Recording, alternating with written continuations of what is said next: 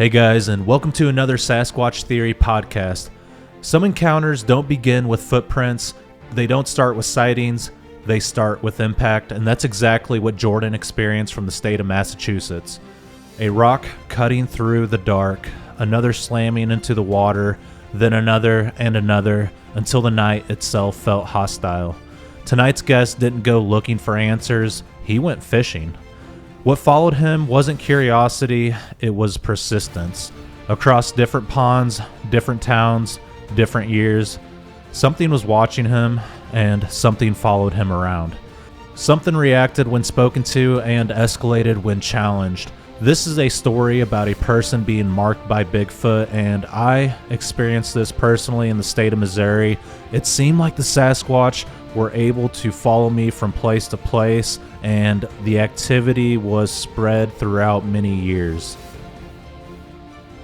After experiencing this phenomenon, Jordan has refused to enter the woods again, and he hasn't been fishing very much after these experiences. If you enjoy listening to Sasquatch Theory, like the video, subscribe to the channel, and if you have your own Bigfoot encounter that you would like to share with me here on Sasquatch Theory, feel free to reach out sometime at sasquatchtheory@outlook.com. If you would like to join the membership, you can do so today, and it really helps the channel out. With all that being said, let's dive straight into Jordan's Bigfoot encounters from the state of Massachusetts.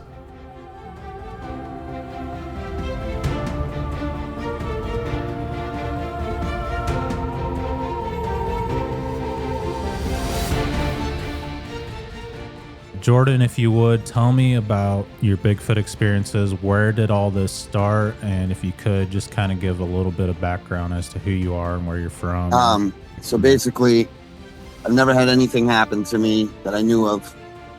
Well, I looked back earlier, later and figured it out. But the first thing that happened was me and my buddy were going fishing. It was 4 a.m, and we were out in a pond in Plymouth, Mass. And he's got a little boat that he puts in the back of his truck, and you just pull it out, slides in and out, and it's got a little electric motor.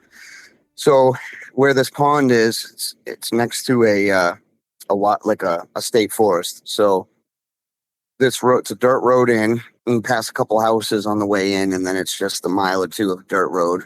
And there's a little parking spot. It's only a one-way road, so you got to drop the boat off, and then he's going to pull up like 100 feet, and he's got to park the truck. So it's 4 a.m. It's August.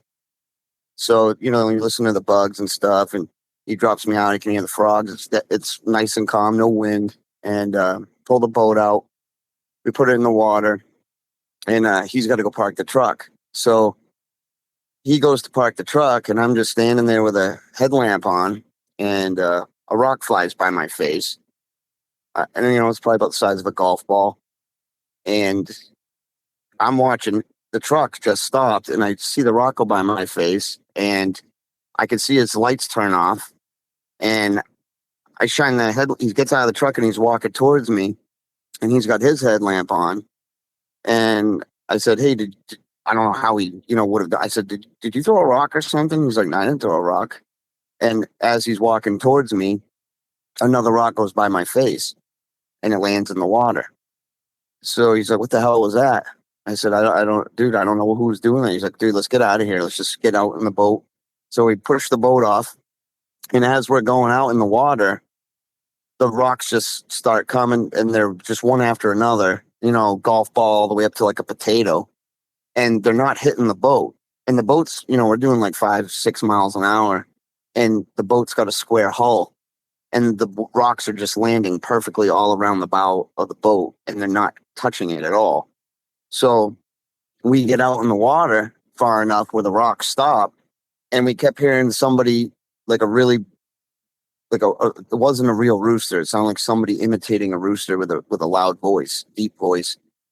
And then it would stop, and then you would hear a rooster like a mile away, and then it would start up on the shore again. And the whole time I've got this flashlight, a very high power flashlight, and I'm shining it on the shore, and it's still pitch black, and there's nothing there. So as we start to fish, and we just said, okay, it's like a hobo or somebody doesn't want us in the spot. You would keep hearing the rooster here and there, but it was all over the place, and then nothing. So, it was 9 o'clock. It got really hot out. We were there for a couple hours, and we decided to leave. So we just chalked it up as a freak thing and whatever. So the next time we go, maybe we went a couple times. So I'm trying to make sure I have it in the right order. The next time we went, yes, that's right. It was raining out. It was going to rain, and we shouldn't have went. So it started to. We're out in the. This is now at 9 o'clock at night. We're out there, and it's the sky gets real dark. It starts lightning and thunder, and the rain's coming down. He's like, it's pouring rain, and we're in the middle of the water. We're coming back in. He goes to get the truck, and now we grab the boat together, and the rocks start coming in, and they're hitting the water, hitting the bushes. I was like, dude, what the hell is this? He's like, I don't know. So, now it's 9 o'clock at night in the middle of a torrential downpour in the middle of nowhere. And these rocks are getting launched at us. And so we got out of there, and we went back a third time. And these are all a week apart. So this third time, this is the August of 23. The third time we went down there, it was probably we got there at like 4 o'clock in the afternoon, and we were getting the boat ready, and it's daylight, so I'm not seeing anything, and it's very, very low brush area, a lot of briars and blueberry bushes, like you couldn't walk through it if you wanted to. So to set the scene a little bit, we have solid woods behind us and the pond right in front of us, and we're going through our lures and stuff, and this old timer shows up. And he goes, oh, you guys catch anything? And he said, oh, we catch some stuff here. And he's telling us where to go, what lures to use. He even gave us a couple. And I'm talking to the guy, and he seems normal. And I'm wondering, like, maybe this is the guy. He's like, he can't be throwing rocks and stuff. That's too weird. Why would he give us lures? And so we're about to go in the boat, and I just asked him, I said, hey, do you ever, he told me he had been fishing there for many years. And I said, well, do you ever have anything weird happen out here? And he goes, no, not really. He goes, but I do hear this weird rooster sometimes in the morning. So whatever. And we went out.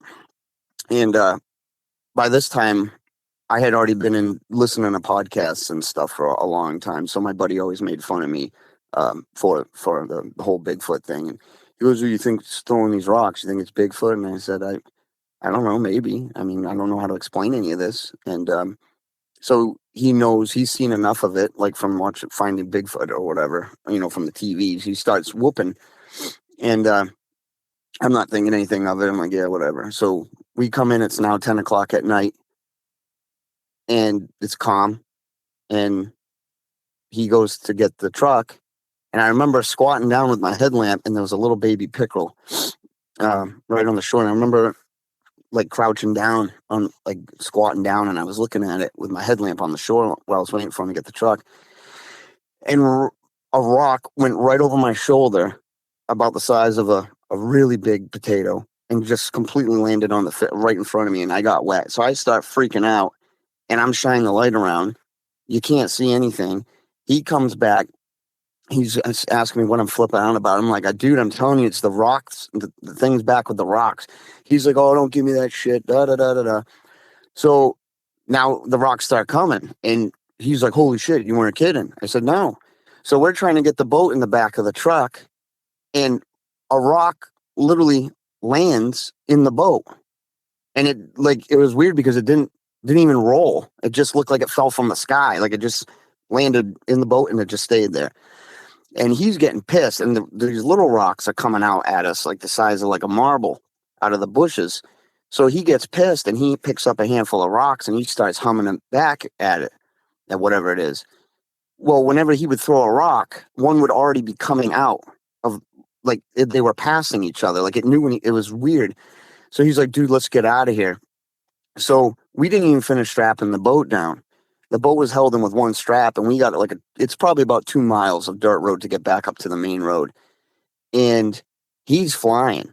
I mean, we're doing like 25, 30 miles an hour, which is a lot on a single lane dirt road. And he's like, dude, we'll just get up to the main road and we're just going to get out and check everything, strap it down. So we get about a mile up the road, maybe a half a mile. We get pretty far away enough. He's like, you know what? Let's just get out. Let's check everything now. We get out of the truck and the rocks just start coming again. So whatever it was made it that distance within, a minute. It was just too weird. So we strap the boat down real quick. We get out of there. So that was the end of those events for 2023, the end of that in August. So a whole year goes by and he goes, hey, you want to go back to the pond? I said, I don't know, man. That was some really weird stuff happening. He's like, oh, no, what's the odds it's going to happen again? You're overthinking it. It's just some homeless guy or something out there. Like, you're being way too paranoid. I said, okay. So we get down to the lake, and it's 4 p.m. There's people swimming, canoeing. There's cars.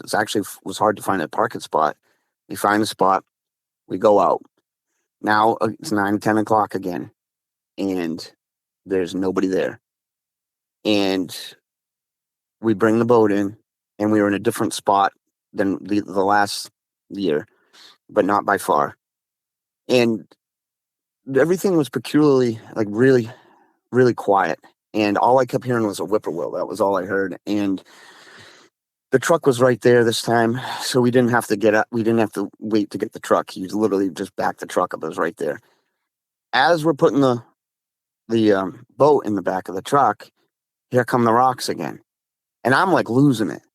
So he's kind of more level-headed about it than me. Like I know, like, this is just freaking me out. So I said, you know what, dude, you can have fun strapping down the boat. Screw this. I already did my side. I'm getting in the truck.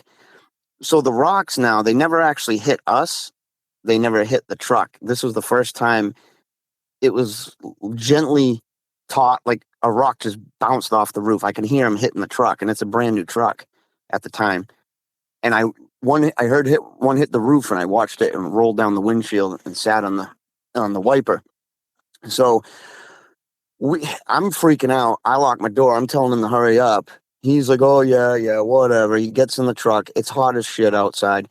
So he's screwing around. He gets in the truck and he's screwing around with the radio and the AC. And I'm like, dude, just go. And I'm yelling at him. I'm like, you want dents in your truck, man? Like, let's get out of here. He's like, calm down, calm down. And he goes to put it in drive, and he puts his foot on the brake, and it lit something up behind the truck, and he starts screaming. And I can't see anything because he left he saw it in the mirror, in the side mirror. I can't see anything behind us because he left the cap light on, and the whole boat inside of the boat's white. So all you see is a big white inside of a boat. I can't see behind I can't see anything. And he stuffs the truck, and we're flying. And he's like, whatever you do, don't turn around. Don't turn around. I don't know what the F that was. Don't. And I'm trying to turn around and look. And, oh, I forgot a part too, by the way. When I was shining I had that flashlight with me again this time. When it was throwing rocks or getting the boat on, the flashlight got so hot in my hand that I almost couldn't hold it anymore. And then it just went out. And it was a brand new light. And it hasn't done that since. It was like, it just got to it was like I don't know, it was like 100 something degrees, and it was burning my hand, and then it just went out. So I made sure I mentioned that. But anyways, he's screaming. I have a little flashlight with me because at the time that big flashlight still wasn't working. So I grabbed this little flashlight, and I'm trying to shine it out the back slider, and I don't see anything. And we finally get to the main road, and there's a street light there, and we're sitting there, and I'm like, what the hell did you see? And he was like, dude, I don't know what the hell that was. I said, what did you see? This is a very, we weren't calm. This was a very amped up conversation, and we were definitely swearing at each other and using words and stuff. So he It's like, dude, I just seen something move and I seen something walk past the boat and I just saw eyes lit up. And I said, well, you got to tell him. Like, he's like, no, I don't want to talk about it. I don't want to talk about it. So we kind of drove home in silence. And then we got to my house and we just kind of sat there and talked about it for a while. And he still wouldn't really, he's like, I don't know what it was. I don't want to talk about it. Okay, fine. So, a week or two went by again, and he goes, "Do you want to go back?" I said, "No, I'm not. I'm not going back there, dude. You're out of your mind." He goes, "Well, how about we try another pond in the state forest?" So the other pond was outside of the state forest. This one's in it, and it's not a very big pond. This one he's talking about, we were going to go to. So I said, "You know what? It's 4 or 5 miles away from the last pond. Um, what's the odds? This house. I mean, this pond has no houses near it. This one is like also in the middle of nowhere." So I said, okay, yeah, I'll go there. Screw it, but I don't want to be out too late. And he goes, no, we'll be fine. Go out there. And there was no direct access to the pond. So you got to walk the boat down maybe 100 feet to the water. So he parks on the opposite side of the road after we drop the boat off, and we have to carry it down there. So we're fishing, and we're out there till about 10 o'clock again, and I was kind of getting a little antsy and a little bit. I'm like, what's the odds? We're miles away and stuff like that. So we're coming back in, and you got to carry the boat up. And, the boat weighs about 200 pounds, so with all the stuff in it and everything. So we carried over the guardrail, put it in the boat, and he's screwing around with the straps, and they're very cheap, old ratchet straps. They should be thrown away. And he's always screwing around with them. So I'm just standing on the road, and I have that flashlight that got too hot, and it's working absolutely fine.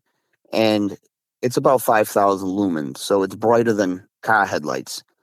And where we were at, it's a lot of scrub pine, and this place I could actually see through the woods. You can actually see everything. And I'm thinking to myself, about 2 or 3 minutes went by, and nothing's happened. I said, okay, well, I think we're good now. And a rock comes skipping down the road. And I said, hey, this thing's throwing rocks again. He's not even looking at me. He's like, oh, don't give me that shit, man. Don't give me that crap. Da, da, da. I said, no, dude, I'm not kidding. And a rock came bouncing up from the other end of the road.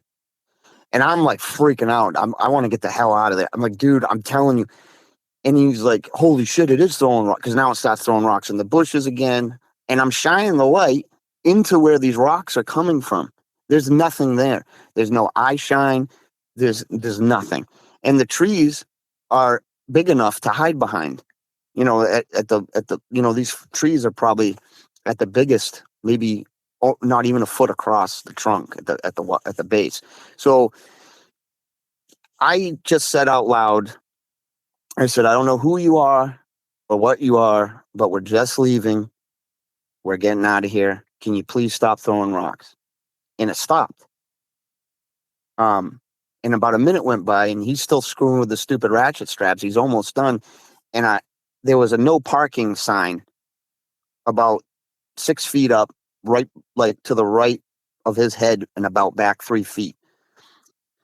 So I'm like, maybe this is kids or some vagrant or something. So I said, he usually carries a gun on him, but this day he didn't. And I just said out loud, I said, hey, Dan.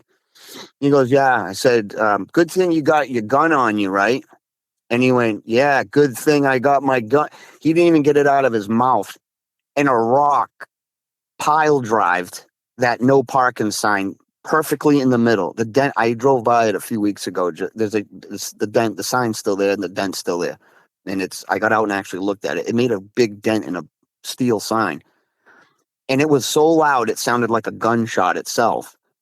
And that's when I hopped in the truck, we got the hell out of there. And we're leaving, and we get to the end of the road, and I said, you know what, dude, go back. He goes, you want to go back? I said, yeah, go back. I want to see if something walks across the road. He goes, okay. And to be honest, if it was my truck and stuff, I probably wouldn't have done it. But I'm like, it's not my truck, whatever. We turn around, we go back through. Nothing happened.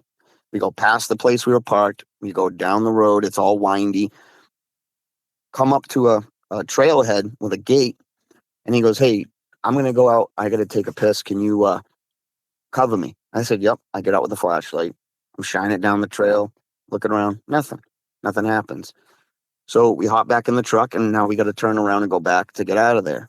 As we're going down the road, the woods is now to our right and the pond's to our left. A rock bangs off the truck somewhere. So he flips out and he pulls over and he goes, "Give me that flashlight." So I hand it to him, and he's like, "These, effing kids. I know it's effing kids. Da da da da da. They're throwing rocks at my truck." Da da. So he gets out and he stands on the door sill of the truck, and he's looking on the roof to see where the dent is, and a rock lands in the boat again, about the size of a golf ball. So he's like, "Dude, I'm done." I said, "No, I don't blame you. Let's get the hell out of here." So we leave. So and when I got home with that rock, I had the rock and I brought it inside. And when I put it near the dog didn't want to go near it at all. So that was strange. I don't know if there was there had to have been some type of smell. I don't know. Just the dog wouldn't go. It didn't like it, kind of smelled it and walked away. So that was interesting. Now, a couple weeks later, we're trying to get we fish all the time. We're trying to get all the fishing in. The winter's coming. And again, this was actually later on. This was probably in beginning of September. So a couple weeks go by and he goes, "Hey, you want to go fishing?" I said, "Yeah, I'll go, but I'm not going in the boat anywhere near woods, man." He goes, No. He goes, "Why don't we go to that place near your house, which is fire roads that go down to a big reservoir that's all the drinking water for a big city." And I was like, "I don't know, man. I really don't want to walk. It's a good 2-mile walk. I don't know exactly how far. It's a long walk. It takes you about 25 minutes maybe to get out there." And he goes, "Oh, come on, quit being a baby, da da da." I said, "All right, I'll go, but I don't really want to stay that late." And he goes, "No, we'll be fine." So we parked the truck at a church, and the church has trailheads coming off of it that all go out to this reservoir. And we're walking down these fire roads, and we get out there, and it's a nice night. There's no wind. It's beautiful. And we start catching a lot of big fish. All the fish were bulking up for the wintertime, and it was just awesome fishing. And the water level was really, really low this time of year, so you can get to places you normally couldn't. So where we were fishing was normally, like right now, it'd be 3-4 feet underwater. And the shores of this lake are really steep, like really steep. You can't just normally you can't walk down them. Like there's one little trail to get down to the water, and that's about it. Everything's like a 15-20 foot, varies, up above the shoreline. So we have this big, not a cliff, but a shelf behind us, and then the trees are all, and the woods are up there, and it's to our backs. So we're fishing this, and now it's getting dark, and I'm not worried, really that bad. I'm like, you know what, all that stuff happened. I looked it up on a map, but those other 2 lakes were like 15 miles away from my house. And then I was like, okay, you know what, maybe I was worrying for nothing. Whatever it is stuck over there in that part of Mass. It's over in Plymouth. I said, that's got to be what it is. So we're fishing. And he goes, "Hey, man, we should probably get out of here. Like, I got work tomorrow." And I said, "Yeah, I do." I said, "How about just give it a couple more minutes?" And yeah, okay. And there was a big rock on this peninsula. This rock was the size of a couple of pickup trucks. And normally you can only see, the first 2-3 feet of it. But now it's so low, like you can actually climb up on it and it gets you out farther. So I was going to walk back to this rock. And we're walking on the shoreline, and there was a branch where if you walked around the branch, you'd get wet. So I grabbed the branch to pull it out of my face, and a rock went by my face. And he saw it, but he thought it was me playing a joke. So I turned around and he started laughing. And I said, "Why'd you do that?" And he goes, "I know that was you. It's not funny." I said, "That wasn't me." And he goes, "Yeah, okay, whatever." Then the woods just lit up, man. Like rocks, all in the water, and they're never touching us. They're just all over the place. I climb up. Now we both climb up on this big rock, and we turn around so the water's behind us. We're facing the woods now. And the woods, like I said, are 15-20 feet up on this embankment. I'm shining this light in there. There's nothing. You can't see anything. It's just rocks coming, just nonstop. I freaked out so hard. I got down on my knees and started doing the Lord's Prayer. I was doing the Our Father. I was saying, dear God, Jesus, please make these demons. I don't know what the heck these things are. And I was just praying, praying, praying. And he's making fun. He's like, dude, that's not going to freaking work. You're an idiot. We got to get out of here. Blah, blah. And I just kept praying and praying. And it stopped. It just completely stopped. And the only way to get out of where we were was to walk down the shoreline and walk back into the woods directly where these things are. So I don't know what to do. I'm contemplating jumping in the lake and swimming across it. Like, I don't want to walk back through that crap. I don't even care if I leave my fishing poles in my backpack there. And he's like, dude, you just got to man up and grab, you know what, and just freaking, let's get the hell out of here. I said, okay, you're right. Let's just do it, dude. And I had the flashlight on high, and we're walking down the shoreline. Now the woods are to our right to get that little trail. And they threw a log, like about a 8-foot log, maybe about as big around as my leg, down on the beach. So I'm not even looking ahead. I'm looking down because there's rocks everywhere. There's big rocks like on the ground. That's the shoreline. So I'm trying not to fall. He's ahead of me. So all I hear is this big crash, and he starts screaming. And I just look, and I could see the log still moving. They threw it from up above. And I'm like, dude, what do you say? Just go. So we go right in the woods. I have never been that actual, like that part right there was terrifying, because I remember walking in the woods. And again, these woods, same thing as the last time, I can see through them. The brush is real low. The trees are spread apart. There's nothing there. So as we're walking out, you don't hear none of this other than the rooster. I've never heard any vocals. No whoops, no anything. You don't see anything. I didn't see any eye shine, nothing.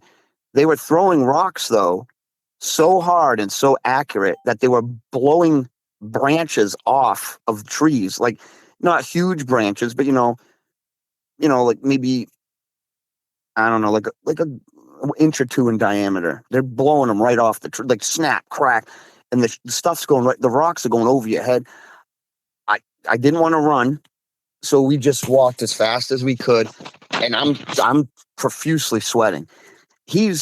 I'm 35. I was 34 at the time. He's like 50. He would have been 55 at the time.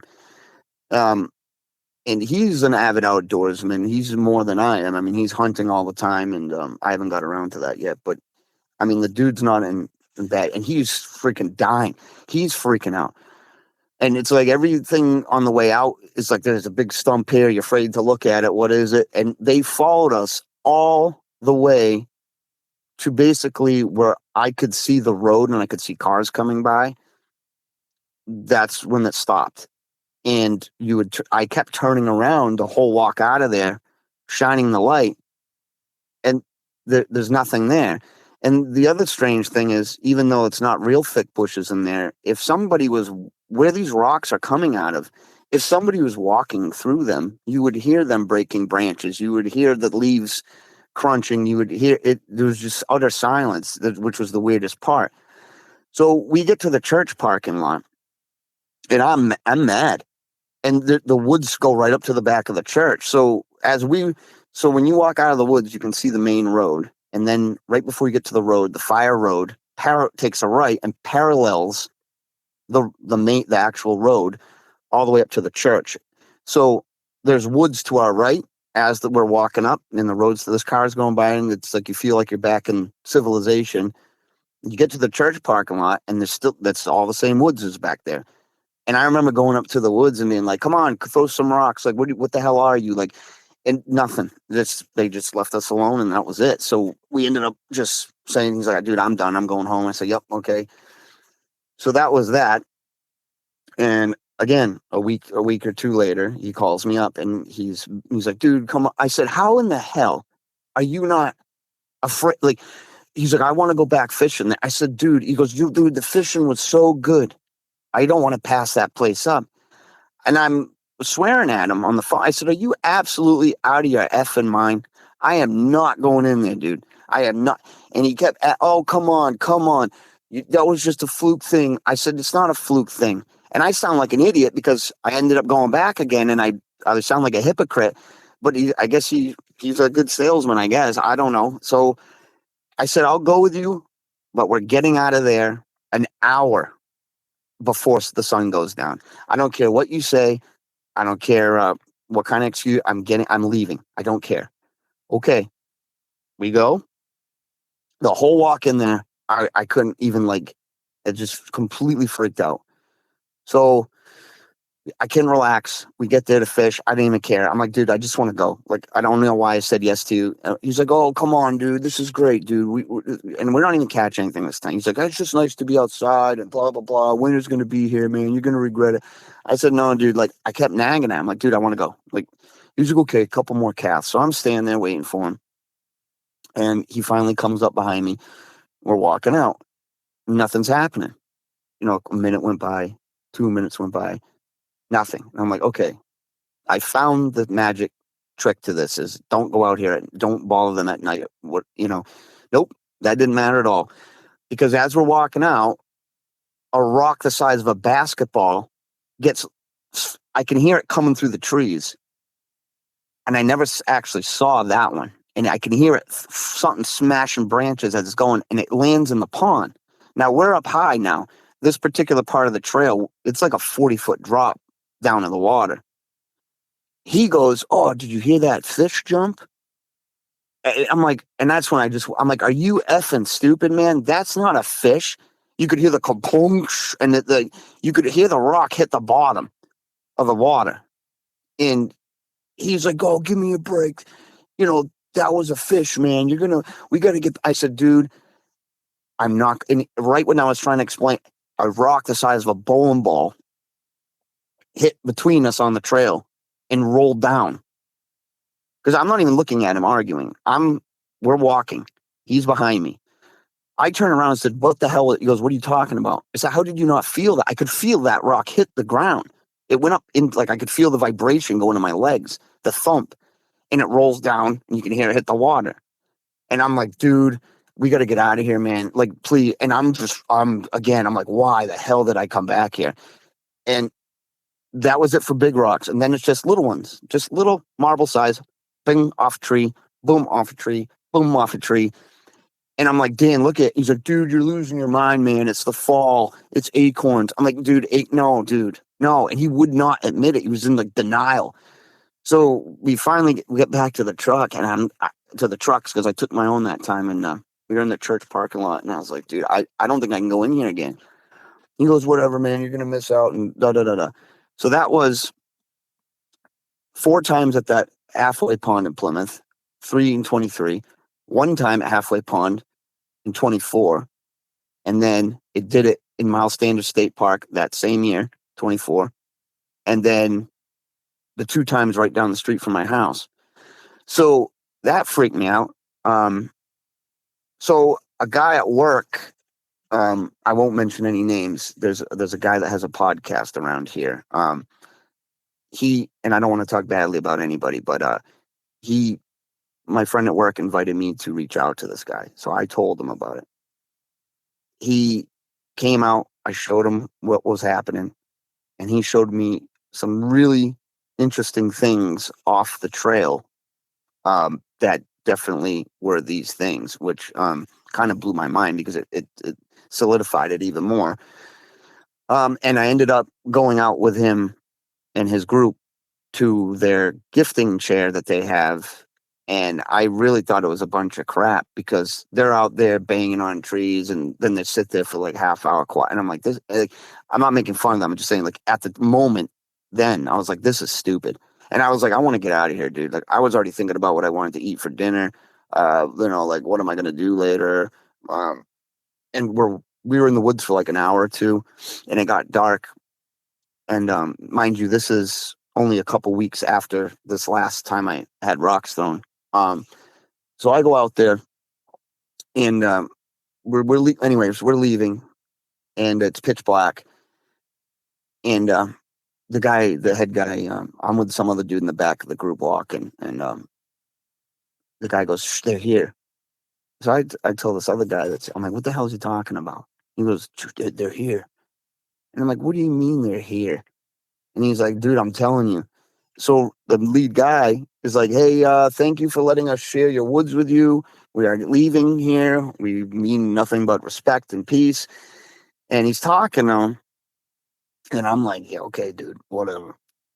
And all these little lights start flashing that look like fireflies, but they don't linger. It's like a flash. It's very quick, and they were all different colors and different sizes. The biggest maybe like a golf ball down to like a little tiny marble, and they're just very far and few between. But they're flashing, and I'm like, "What?"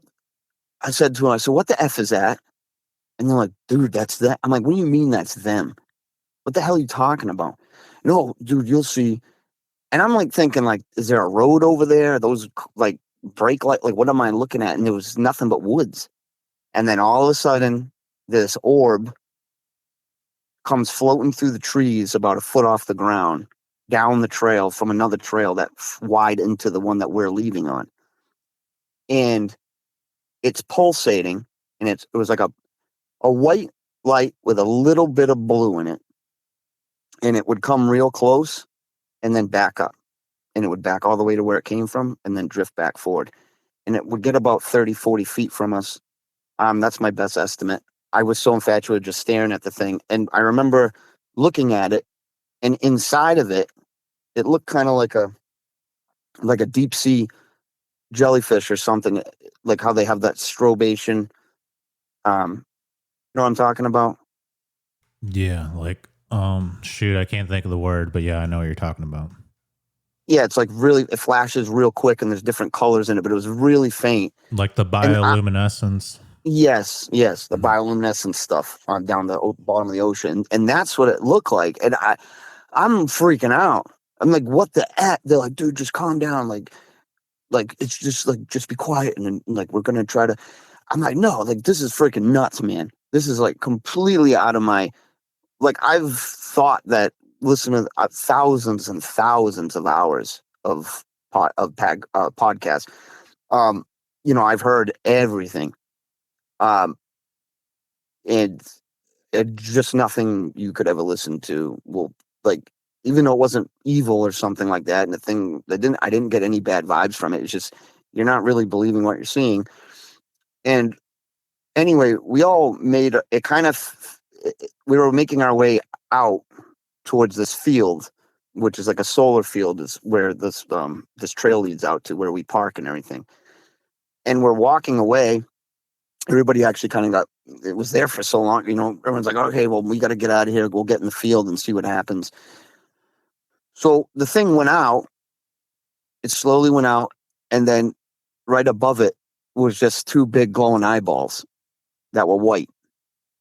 And then another set of eyeballs showed up. So there's two of them.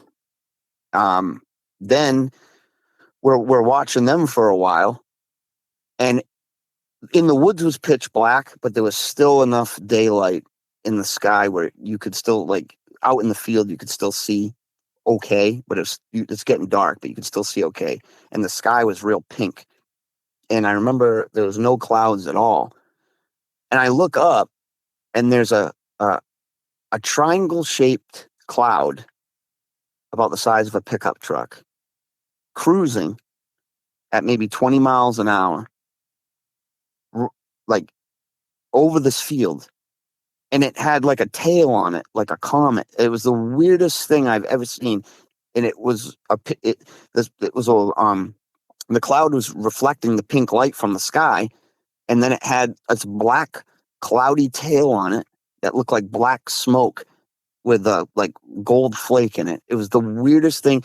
So I look up and I'm like, "What the hell is this thing?" No one's looking at it.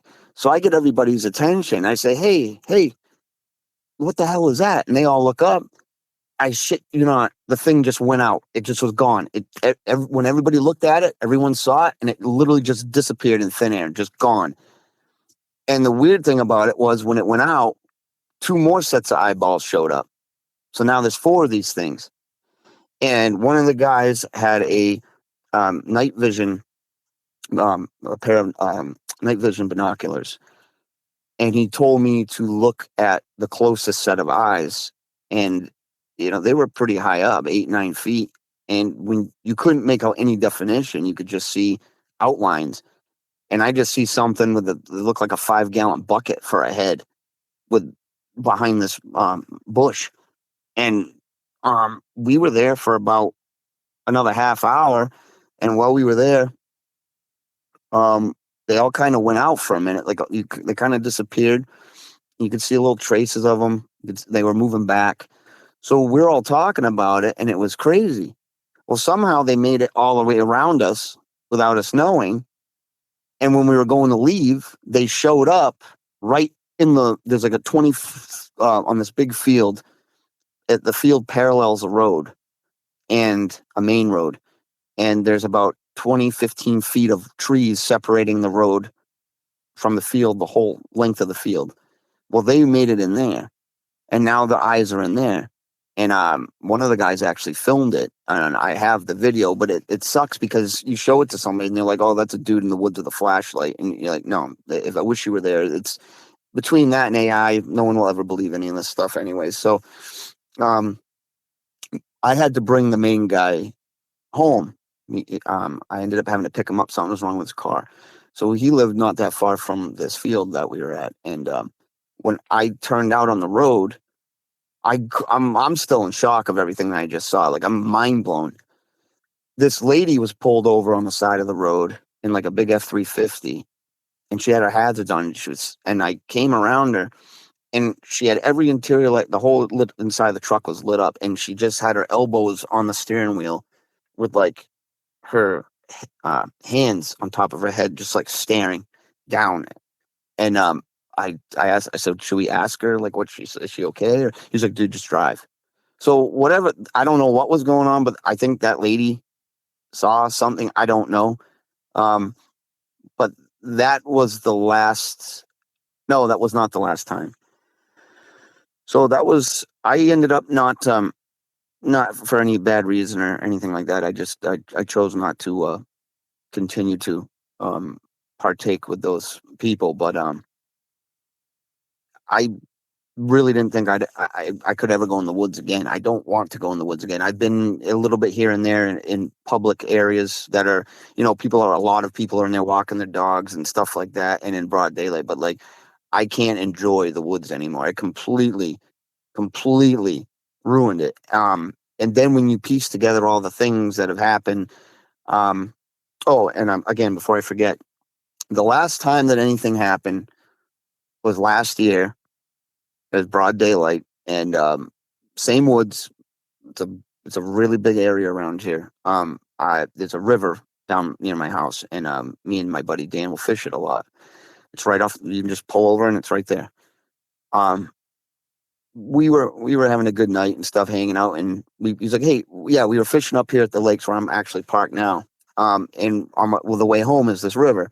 So he's like, "Hey, on the way back, just pull over at They call it Black Brook." He's like, "We'll fish over there." I said, "Okay." So we're joking around now, and I made a joke. I said, hey, I get out of the truck, and he was whooping, so I whooped back to him as a joke, and I shit you not, the second I did it, a rock flew out of the woods and went right over my truck. And I'm like, dude, are you freaking kidding me, man? Are you freaking kidding me? And I walk over to him, and he had already been out of the truck and was fishing, and every cast that we made, something was throwing rocks directly where we were casting the lure. And it's broad daylight. There's nothing there. It was just, that was the last time that anything's thrown a rock. So I haven't given them the chance to do anything else, because I have a feeling that if I went out in the woods right now, something's going to happen. But when I look back on the past, when I was in high school, before I could drive, me and my friend, also named Dan, who isn't with us anymore, but we would take our bicycles with our fishing gear and go down these same trails. And I remember I got, it was like 12 o'clock at night. We would be out there fishing at night, and we had headlights on the bikes and everything, and well lit up. And I remember getting ahead of him. I could barely look back and see his light. And I remember stopping on the trail, and I turned around on the bike. I'm facing back towards the road where we came from, and I'm turning around, and I'm yelling for him, Dan, Dan, and a rock hit my tire, bounced off the back tire, and landed on the ground. And I mean, this is back in 2004. So I turned around, and his chain fell off. And I was like, hey, did you throw it? He's like, I didn't throw a rock at you. I'm busy. I'm trying to fix my freaking chain. I was like, all right. So that was strange. Just stuff like that. I mean, I've been sitting in my house before I even got into this stuff. I'd be sitting in my house. It'd be 9, 10 o'clock at night. I'd be sitting in the chair.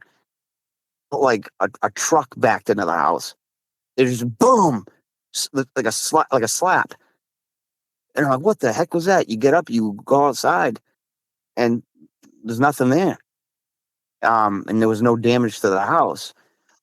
Even back in high school, I remember back before, I didn't smoke weed then, I didn't drink. Me and my friend were sitting by my fire out near the woods, and there's about 3,000 acres, I think, about behind my house. There's a lot of land back there. And we were sitting on this. My dad had this old mat that he would use to work on cars. It was like a big gym mat, and we had it out near the fire, and we were just sitting on it, hanging out, dead quiet. And this thing just started screaming its head off. And I remember it grabbing like saplings, and these saplings were shaking and moving around. And I went inside, and back then, no one had all these crazy LED lights. I think it was just a crappy mag light. And I went and got it, and you're shining it, and there's nothing there. And these trees are just going nuts. And the thing, we called it the goat beast because it just sounded like a goat getting murdered. I don't know. It was definitely not everyone's like, oh, that was a fox, or you heard a fish or a cat. Like, no, it was something physically shaking a tree, screaming. And then during the times that we were getting the first, back in like 23, when I was having rocks thrown at me, that's when my other friend Zach, decided to go hunting behind my house. It's not my property, but it's not posted. And he's like, well, can I park in your yard and I'll go back there? I said, yeah, but if you get in trouble or something, it's not on me. And he's like, yeah, no worries. So he went back there, and he got spooked out of there because he would go in early in the morning. He'd get up in his tree stand by like 3 o'clock, 4 o'clock. And he said he walked a football field in and a football field to the left. So I know right the area he was at, and he's way back there. And he said just about right when the sun was about to come up, he said something was just screaming its head off, and he said it sounded like a bulldozer going through the woods. And this is a dude that doesn't believe in any of this stuff. So that is pretty much everything that's happened. That's all of it. If I think of something else, I'll tell you. But it's just a very peculiar thing because a lot of it doesn't match up with a lot of other Sasquatch. Like what they never showed themselves, unless Dan, they walked behind the truck. If that's what happened, they never vocalize. I never hear whooping. I did hear, that was the other thing. Back in high school, I did hear I didn't know what it was, but it sounded like an 800-pound Canadian goose honking in the woods behind my house. And it sounded exactly like that, exactly to the T of the Sierra Sounds. Because I remember when I started getting into this stuff, the first podcast I actually started was Creek Devil. And I drove a big rig, and I would be on the road 8-9 hours straight. So I would just, one day that podcast just popped up on YouTube, and I'm like, this sounds interesting. Let me get into it. And it just started there. But when I first heard the recording of the Sierra Sounds, it's like, wow, that was exactly what it was. And yeah, I don't know. It's also funny because I was stationed in Fort Lewis for 2 years, and I couldn't have cared less about the whole topic. And it's quite interesting because I would use that. I forget what the hell the highway they called it. It was off the backside of Fort Lewis. is it maybe Yelm Highway or something like that. There are so many reports that I listened to, encounters from over there, and it's like if I only knew what I knew now and I was into it. But yeah, man, that's pretty much it. And I go outside at night to go smoke a cigarette or go lock my truck up or take the dogs out, and it always just your head's on a swivel now. And it's just I can't, you once you do, like, I can't get rid of it. I cannot, like, relax at all, you know. Yeah, I completely understand. And those were some wild experiences you had. I can certainly relate to them. I definitely was marked or tagged or imprinted by these creatures. And it seemed like no matter where I went, they would follow me around. For example, I had this experience down at the river where we were talking about Bigfoot, and the Native Americans say don't talk about it or else they'll show up. But anyways, we were talking Yeah. about Bigfoot, talking about Finding Bigfoot, the show. I did some wood knocks and some whoops, and this huge tree crashed down on the other side of the river. There was no wind that day. It was just a dead still summer day.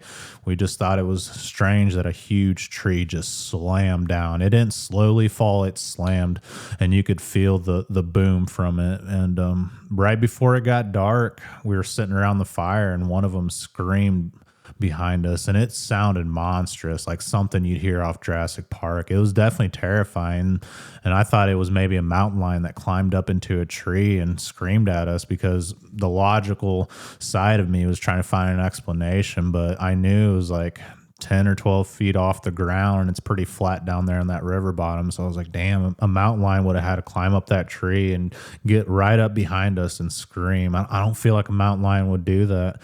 And then later on, I lived like 5 minutes away from there, and I did that same whoop call that I did at the river at my house, and it sounded like this freaking bulldozer was just crashing through the woods. It was zigzagging its way through the woods. You can hear limbs and saplings and trees just cracking, snapping, and popping, and it just stopped right at the edge of the wood line. I never saw it, but it just left me scratching my head. I'd seen orbs there. Something would come up and tap on the windows. After that incident, I moved away across town to a different area, another forested area, and I was surrounded by something that whistled, these loud, sharp whistles. I didn't know what to make of it. I went home about an hour later. I went back up there because I was like, somebody's up there. Like, there's definitely trespassers on the property watching me, and I couldn't shake the feeling. When I went up there, I saw these two orange balls of light slowly floating through the forest. And I was like, that's freaking weird. But I didn't approach them. I just couldn't figure out what it was. I didn't want to figure out what it was because something just seemed off. And as I was walking home that night, I heard this thump in the woods, just boom. And I was like, what the hell is that? And it sounded like something just ran right at me on all fours, and it whooped 3 different times.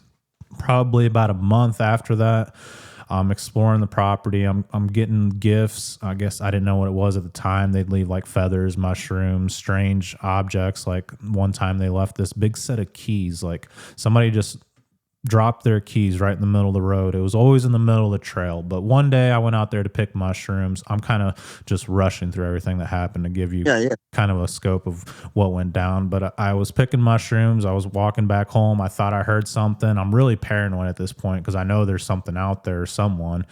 I didn't see anything. I saw like this black stump in the woods. I'm like, that's a freaking stump. So I kept walking, took a few more steps, and I heard something again in the woods. I'm like, oh man, this got to be a squirrel or a bird on the forest floor. And when I looked over, this jet black Sasquatch that was like crouched down stood up slowly and then just walked off. He was to my left, and it was exactly like the Patty film. This thing was like anywhere from 6 to 8 feet tall. He was jet black, had a round head, black almond-shaped eyes, flat nose, long, thin lips. He had no chin. He was pretty muscular. He wasn't built like Arnold Schwarzenegger, but he was definitely huge. And when he walked through the forest floor, like these are crunchy Missouri oak leaves in the middle of summertime, like he didn't make a sound. Like there was no sound. When he got up, he just casually walked off, and he'd look over his shoulder at me. This thing definitely meant business. Like he didn't look friendly, and he was no kitten out there wanting to play. Like he had like this look in his eyes, like, don't follow me. And there's a guy from Alaska that described it like having old, leathery, wrinkly skin, like a Native American chief. And I think I know who you're talking about. I've seen that. Is that the one where it was attacking him and his cousin, his uncle in that shack, the fishing shack? Yeah. He described that. I followed that creature into the woods, and when I got back into the woods, I could hear him huffing. It sounded like a big horse, just like.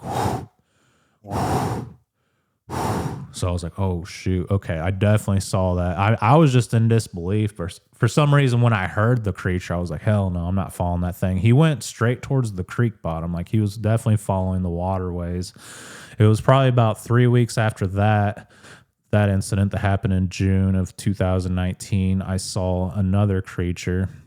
And this one was a juvenile, and it happened in July, and I was walking that same area. I thought I heard something, and I saw the creature like on all fours go through the forest, and it looked like a chimpanzee running through the forest in July. And in July here, it's just like really thick vegetation. And the thing got up, slowly hid behind a tree. I was like, what the hell was that? I've actually seen that before in 2018. I forgot about that incident. But that same thing happened in 2018 at the river, and it just hid behind the tree. I never saw it again. I was like, that must have been a black bear. But anyways, this juvenile in July 2019 did that same freaking motion, and he hid behind a tree. And I was like, well, whatever this thing is, it's gone. I'm not going to see it again. And then it stepped out. This thing was like 4 feet tall. He was jet black, except he had a conical shaped head, and he had big, round, wide eyes. Like, they were glossy like a light bulb, like really, really vibrant white. Like, if you ever look into the eyes of a little kid, a little toddler, their eyes are a lot wider than like an adult. Like, as we get older, our eyes are like really bloodshot and not as white, not as vibrant white. Like, his eyes were really white, but you couldn't see his nose. You can tell he had like long, thin lips, but his face was completely covered in hair. I always describe it like the creatures that are chasing around Pac-Man. You know the game Pac-Man? There's like the little things that are following them, and they have like the big wide eyes.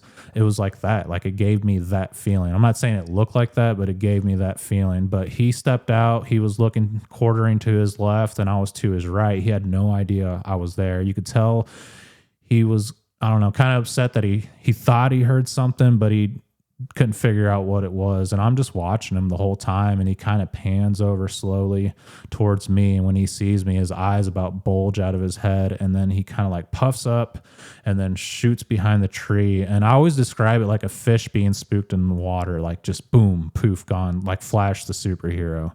And when he went behind the tree, he was completely gone. I had other incidents. One night they showed up. This was in the fall of 2019, but I heard an animal in distress out there. So I turned on my spotlight. I'm sitting inside my house. I had the window open because I was smoking a cigarette. I don't smoke anymore, but I did at that time. And I hear this animal in distress. I think it's a fox in distress. But anyways, I see all these eyes out in the wood line, and I can't tell what they are because for some reason the spotlight's not like lighting up the entire woods where you can see through it. You can just see like the edge of the wood. So all I see is like, I don't know, like 6 or 8 different eyes just bobbing up and down. I'm like, oh, that's got to be deer for sure. And as soon as I think that, one of the eyes just goes up like an elevator to about 10 foot plus, maybe even like 13 feet. I mean, it was probably 13 foot, but I don't want to exaggerate. But yeah, it was so fluent, like it went up like an elevator, and I was like, holy crap. And right then I could hear something coming from the opposite direction. I'm like, oh man, it's them. Like, they're here. They're outside my house right now, and I'm freaking out. So I take my spotlight and I shine it over there, and it's like the movie Jaws. Like something's just getting closer and closer and closer. I can hear the sound, the footsteps getting closer. So I shine my spotlight in this big clearing in the woods. I'm like, he's got to walk through there because it's just so thick in there with cedar trees. But there's like this gap in the woods. So I'm shining it right there. I'm just holding it. I'm holding it, and the sound's getting closer and closer. And this big white Sasquatch walks right through that clearing. And he never even looked over at me. He never stopped. He acted like the spotlight didn't even bother him. And he walked up to that group of Sasquatch, and they went off and did their thing. I slammed the window shut, and I was like, holy shit, they're out there. It's them. Like, they followed me home. Maybe they're pissed off that I saw that little juvenile, and I'd been following them like during the day. I've been trying to track them down, and it blew my mind. But later on after that, I was at a conservation area. A buddy of mine had a Bigfoot encounter, and I was trying to get into bow hunting. I didn't necessarily know how the public land deal worked, like where you can go or what the rules really were. So I asked my friend who lived out there at the state park. I was like, hey, I'm getting into bow hunting. I want to go to an area, and I want to go somewhere around you. So he's like, yeah, just go here, and you should be good. But I went there that day. I went probably about 2 in the day, and I was there early, a lot earlier than I should have been.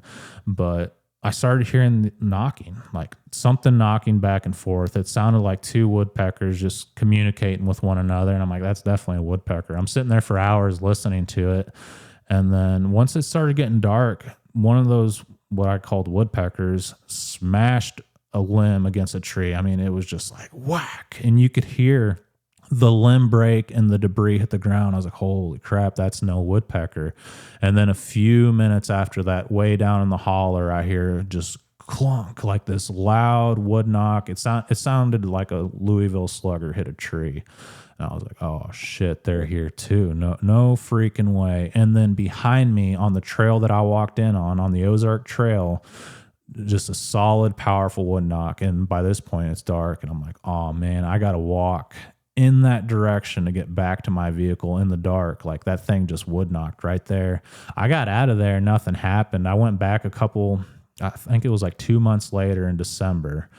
And I went back there where the wood knocks were just to see what was back there. And I found all kinds of tree structures. I mean, perfectly symmetrical, geometrical patterns all over this pine thicket. And it just clicked. Like, that's why I think the structures are them.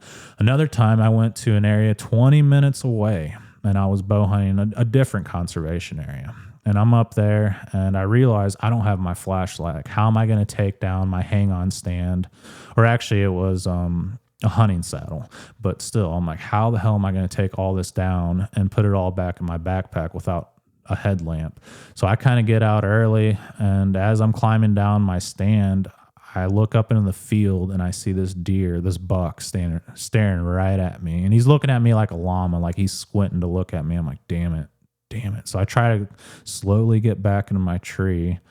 And as soon as I do, he just kind of trots off. I'm like, ah, shit, it's all over anyways. All right, I'm going to tear down and get out of here. And as I'm getting out of there, I'm walking down the trail, and I hear something paralleling me. And I'm like, oh, shit, something big's following me. I stop, it stops. I start walking, it starts walking. And the pattern continues, and I'm like, what the heck is this? It doesn't sound bipedal, but it sounds ginormous, and it's on all fours. In my mind, in the dark, I'm picturing this giant male mountain lion just paralleling me. And I'm like, maybe it's like a big mature buck like following me. I mean, it's right there, like 10, 20 yards to my right off the trail. And it followed me all the way out of that park. And man, that was a creepy feeling. And I had so many other experiences, but it seemed like no matter where I went, they followed me. So from the river where that tree got pushed down, I got screamed at, to my house where the thing came through the woods like a bulldozer, to where I moved at 5 minutes away, I had all my encounters at, and all kinds of experiences. I didn't even talk about every single thing that happened. But then I went to the conservation area to the east of me, and then to the west of me. And also, like, I'd be driving 40 minutes away. I'd be like, man, I got to take a piss. Like, I'm in the Mark Twain National Forest. I got to get out. I get out, take a piss, and I look up, and there's these giant teepee structures, arches, X's all over the place, rock stacks. I'm like, what the hell are the chances? Like, where I get out at, there's like these awesome tree structures. Even the barn gate, like this big steel metal barn gate, was ripped and like crushed like a can, laying right there next to the structures. It's like either a truck hit this head on going full speed, or something ripped this thing off. I don't know if it was Bigfoot, but it was definitely weird. I didn't talk about every single thing that happened, but I wanted you to kind of feel what I experienced. And I even talk about it on my channel, and I think I get a raised eyebrow even from people that are into Bigfoot, even from like Bigfoot researchers. Like, no, you don't understand. These things freaking marked me. Like, there's something supernatural. Like that, no matter where I went, they knew where I was going to be. Like, that's not freaking normal. No, and that's why I get freaked out, because they're definitely were following me, and I just don't know what to do, because I wanted to know your opinion on certain things. Like, they can't be evil. I mean, I believe in God 100%. I just, like, are these things the Nephilim? Like, I don't know how they fit in with God, the Bible. I don't know. I don't really believe in human evolution exactly the way that everything I think is up for debate with how things get interpreted. But I I hear, because it's weird, man. Sometimes you hear these things look like people. They look like just giant people that are jacked with hair on them. And then you hear I've heard other people say its face looked like a monkey. So it's like, was that person just terrified? And they just, I don't know how to explain what I'm really saying. Like, if you don't believe in Bigfoot and you saw one walk in front of you, the first thing that's obviously going to come to mind is some type of ape, because you're seeing a big bipedal hairy thing.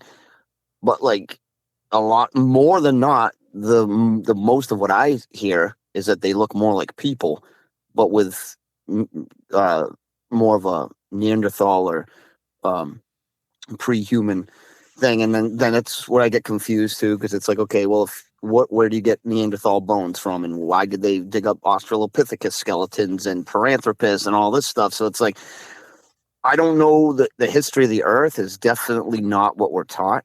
Mm-hmm. And anyways, not to get off on a tangent, but I wanted to know your opinion on what are these things, and then you get dogmen. Like, what the hell is a dogman? Wow, what does this have to do with it? Like, and then you hear like a Anubis and all these things that have been recorded.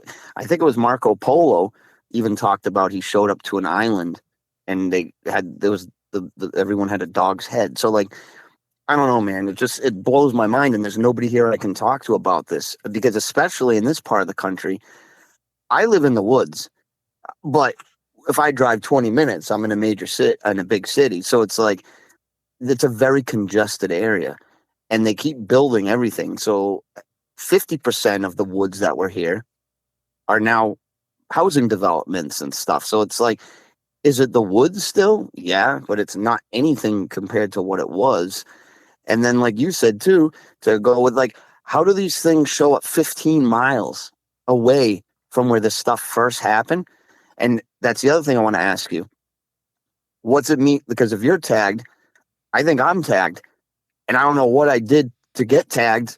And like you said, I have this. I thought this before you even said it. I'm waiting to see one of these things, and I'm like paranoid that I'm going to pull up in my driveway one night and there's going to be one chilling out in my backyard. Like, I don't know if I could. As weird as this sounds, and I know that was them doing all this stuff. I just don't know what I would do if I actually saw one. I think it would like fuck me up in the head for a little bit, even though I already know they're real, which doesn't make any sense. But Yeah. No, I can't tell you what they are, but I can definitely validate that I understand your experiences, and I believe you 110%. Like, I mean, I'm not going to feed you some crap like they're the Archons from some distant galaxy and they've ran out of resources and they're here. Like, if I told you that, it'd be a bunch of BS. So I really don't know what they are, but you're definitely experiencing Sasquatch activity, and I do believe they are supernatural. And that was my impression after experiencing the activity and seeing these things. And then later on, I did research and I heard the Native Americans say the exact same thing that I was thinking, that they're flesh and blood, but they're also supernatural. And I was like, yes, exactly. yeah, Like, these things can like hide behind a tree and just be gone, like poof, disappear. Or you'll just start seeing all these balls of lights like lighting up in the woods. And you had a really good description of it, like it being bioluminescent. But I don't know if it was something you did or something your friend did that caused these things to, I don't know, to be attached to you guys. But you had activity in different areas without that friend being there, right? Well, that's the thing. The stuff that's happened before, like in the past, without before I even knew him, like okay, so the thing screaming in the woods at my house with the campfire and it was shaking saplings. Mm-hmm. The guy that got stuff, he was in his tree stand and he said it sounded like a bulldozer going through the woods, screaming its head off in this god awful noise, he said. And then I've had a rock thrown at me when I was in the woods back when I was in high school. But all the recent shit only happens when I'm with my friend Dan. But then again, I haven't given it a chance. I haven't given them a chance to actually F with me by myself because I won't go into the woods by myself. I refuse. So like even in broad daylight, like to me, the woods, there's a wildlife management area down the street from me. You literally pull in a parking lot. The entire thing is surrounded by houses on the outskirts, and it's just a couple of little ponds in there. That's it. I'll go in there during the day and be okay. I can literally see roads all the way around me. Like I'm in civilization. I to me, like I got PTSD from the army and going to war and stuff. And Mm-hmm. the one thing that helped me the most was to go out into these thick woods and be away from everybody and just smell the pine needles and be in nature. And no one ever really wanted to, the other fishermen don't want to walk. So all the places I like to fish are places, well, the places I got pushed out of were places you just pull over and get out. Like the place I'm at now, it's a giant causeway. Everybody wants to fish this. I would go in the woods and enjoy it because everybody else is lazy. They're not going to put the backpack on with all the tackle and carry 3 or 4 rods out there. That's what I like to do. And now it's ruined for me because I'm freaking paranoid, like absolutely paranoid. I can't enjoy myself. And that's what aggravates me the most because this world sucks. Like, not to get into I don't believe any of the politicians at all. I'm not even on a side anymore. Like, it's all just a bunch of bull crap. The world that we deal with like, obviously the Epstein files and all this stuff, it's all, I think it's a lot of satanic stuff, and it's proving that the world is literally run by Satan. And I can't take joy in anything anymore. I can't watch movies anymore without thinking they're fucking garbage. I can't, TV shows are garbage. I don't even have cable. I literally just I watch your show. Listen to Bigfoot Society. I'll listen to Wes. Even Tony Merkel, I'll listen to that show. But like, I don't know, man. And then the one last thing I had that gave me sanity was to go off into these woods and just be alone and quiet, or maybe bring one friend with me and just chill. And dude, before this happened, like I didn't know what it was before back in high school, throwing a rock at my bike. Like that was just like a fluke thing. Like in my head, I'm like, oh, my bike tire must have picked up a rock somehow and then it fell off the bike. Like that's not, literally hit the bike. But back then, you're not thinking of anything. Now it's like, everything is Bigfoot. Like I hear, oh, nope, gotta go. Like I turn around and leave. I gotta get out of there. I just don't, I can't do it, man. And it sucks. And I would have no problem. I was never afraid of coyote. There's a shit ton of coyotes around here, and they're big too.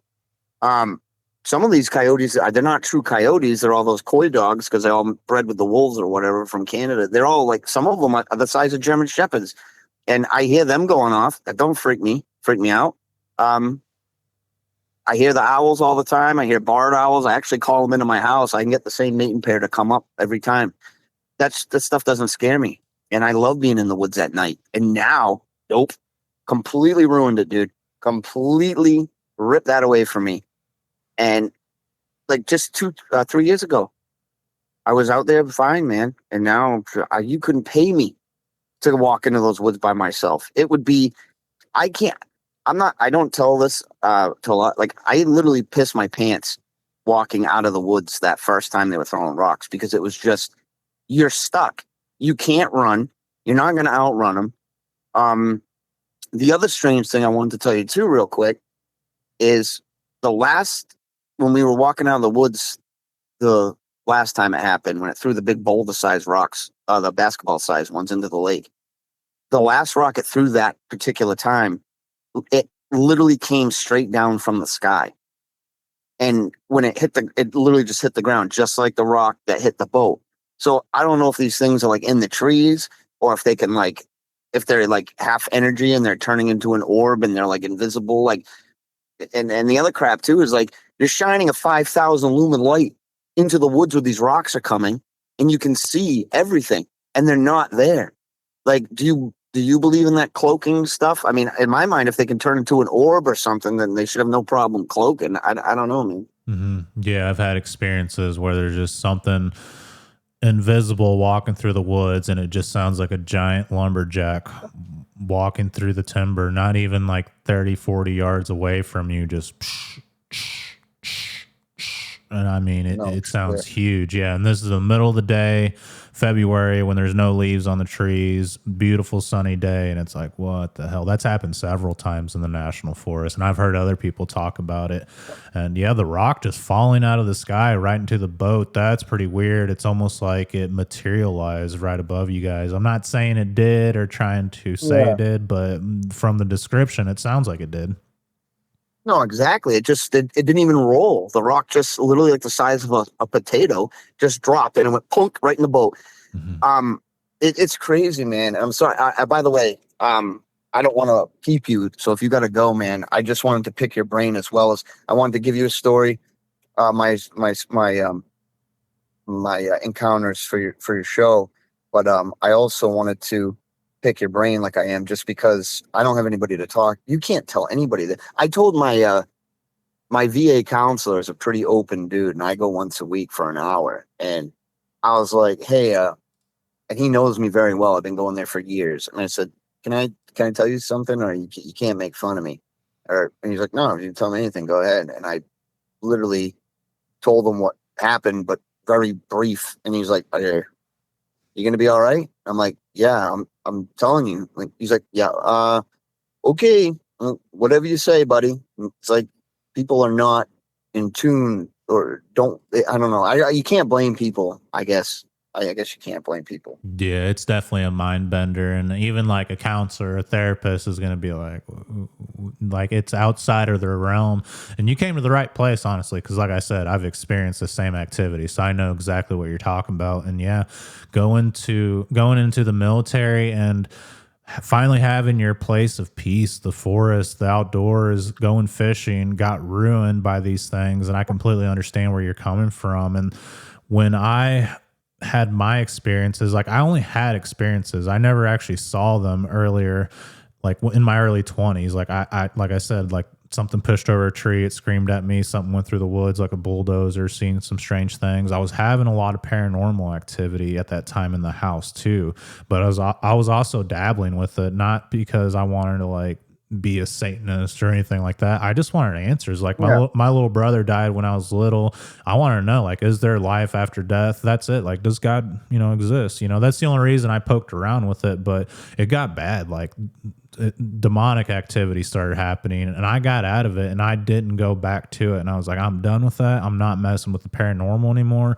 And then this Bigfoot stuff started happening. So it's like, okay, I got away from that. And I thought, cool, I'm looking for this undiscovered primate. These things are actually out there. And then the more I dove into it, it's like, I'm right back where I started, researching the paranormal. Like, I try to get away from that shit.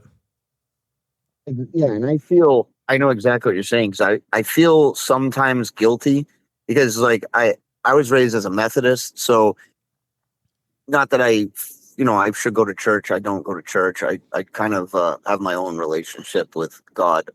Maybe that's not enough. I should go to church. I don't know. But I feel almost that sometimes when I get into this stuff that I'm betraying like Christianity or something. But it's like, these things could easily kill you.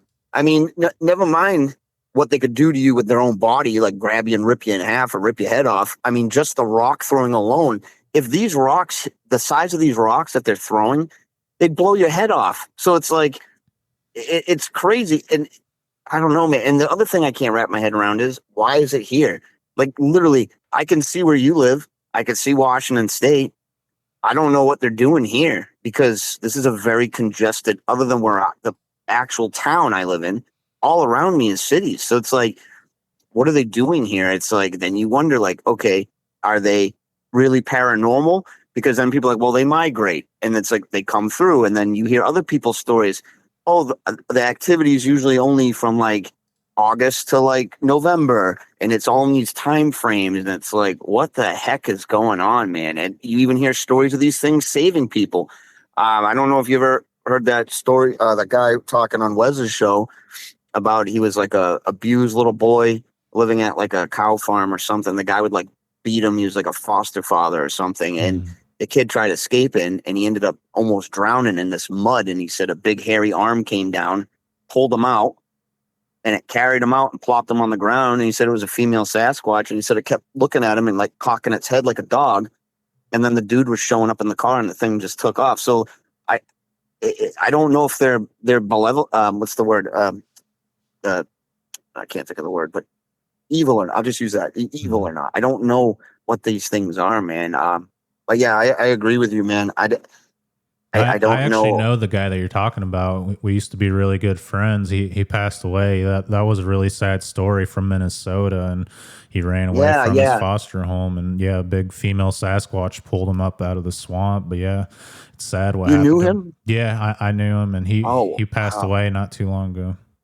I'm sorry, man. Yeah, no, it's definitely an awful thing. And no, I mean, these things are out there. That's for sure. I mean, you're close to Canada. I mean, as far as like being in Florida or Alabama, you're pretty close. Maine has the most forests, but they're definitely in there, but they can still be in areas where there's civilizations, towns. If there's any woods nearby, they can definitely get in there. But also there's the dimension theory, the portals, the other worlds, and I personally think that's what they're doing. That have to be the answer as to why people don't find bones, why the tracks disappear. They don't find bodies, why people are seeing orbs. But at the same time, like you said earlier, like we have found bones of all these different primates and Neanderthals. Like who's to say those aren't Sasquatch?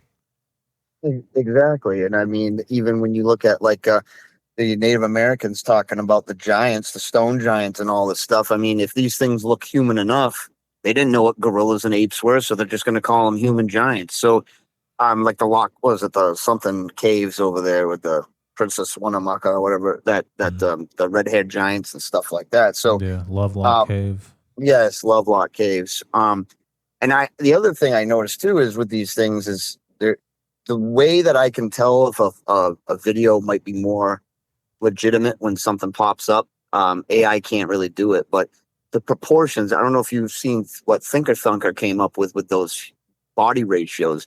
These things' body ratios are totally different than human beings. So that's interesting. But anyway, I don't want to keep you, man, but no, you're not holding me up, and I'm having a good time talking about you. It kind of validates my experiences. And do you plan on going back to the forest? I mean, I feel like you have to face these things, but I also understand if you don't want to, like the fear of them being there and like what they're going to do, like what's next. Like you experience a huge amount of rock throwing, being followed out of the woods, and all kinds of strange activity.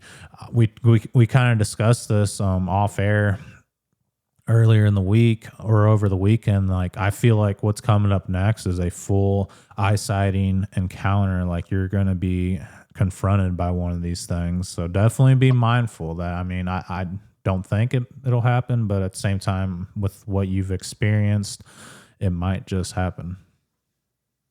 Well, it's interesting because my friend is there's different types of intellect. So you can be really good at, academically, whatever, right? But I'm not trying to say my friend's stupid, but he's not open-minded at all. He's very smart with certain things. He's just, the other day he came over and I tried to talk about it again. And he literally now won't admit any of it.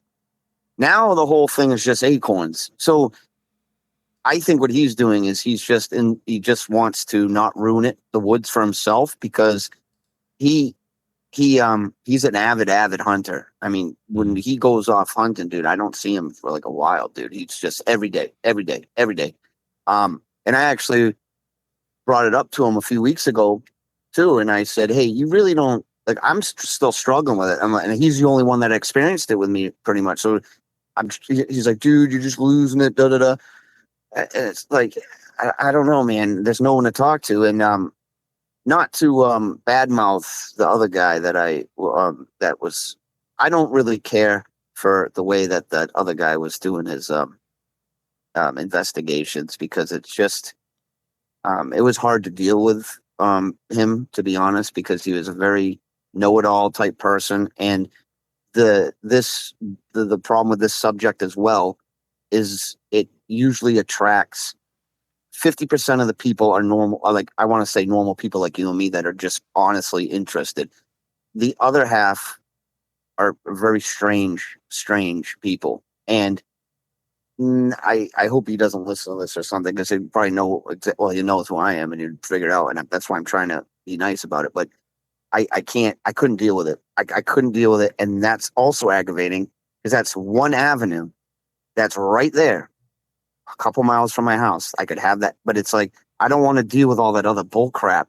And it's all like the publicity, and everybody he wants, all he's obsessed with is like likes and views and make sure you subscribe. That's all it's like seems to be. Because I've even watched the podcast a couple of times, and the whole thing's just, it's nothing that great at all. Never gets to the point of anything. The only thing they have on, there's no real great discussion. I actually ended up going on that it was a waste of my time, but he invited me, which was nice of him, to go on that Discovery Channel. They were coming, that, that Expedition Unknown. Mm-hmm. Yeah. They were doing what do you call it? The like town hall conference. Yeah. And like, they were going to come and film, and they had to, dude, I went there all day. I sat in this Grange Hall or something, or VFW, I forget what it was. We sat there all day. They had the people from that show come, and they were filming. They had you go through your whole thing. And I didn't even make it on the show. Like, they didn't even put, and I'm like, the whole thing was stupid. And there's people on there talking about, like, it was just dumb, dude. So I don't have anybody around here that's legitimate up with this stuff.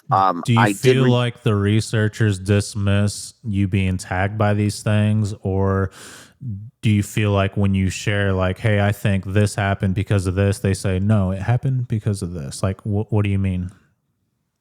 Like, it's not, they weren't open to like I've been listening to this stuff for, not that I'm an expert, okay, but like I've been listening to this stuff hours of a day for years.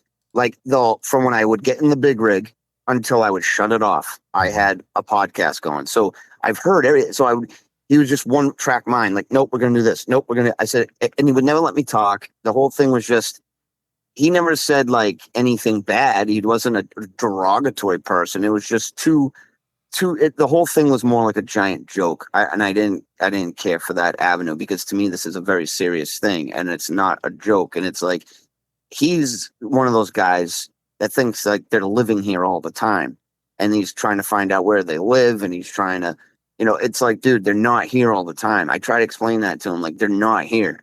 They come and they go. They're not living under the ground. They're I don't know how to explain it, but they're not here. Like you said, there's dimensions, it's portals. I think that's what the orbs are. Somehow they're changing their frequency and been able to, go through different. So are they more like traditional undiscovered primate researchers and not really into the supernatural side? Yes. And the weirdest part, though, is they've seen the orbs. That's who I was with. They see the orbs. They see all this stuff.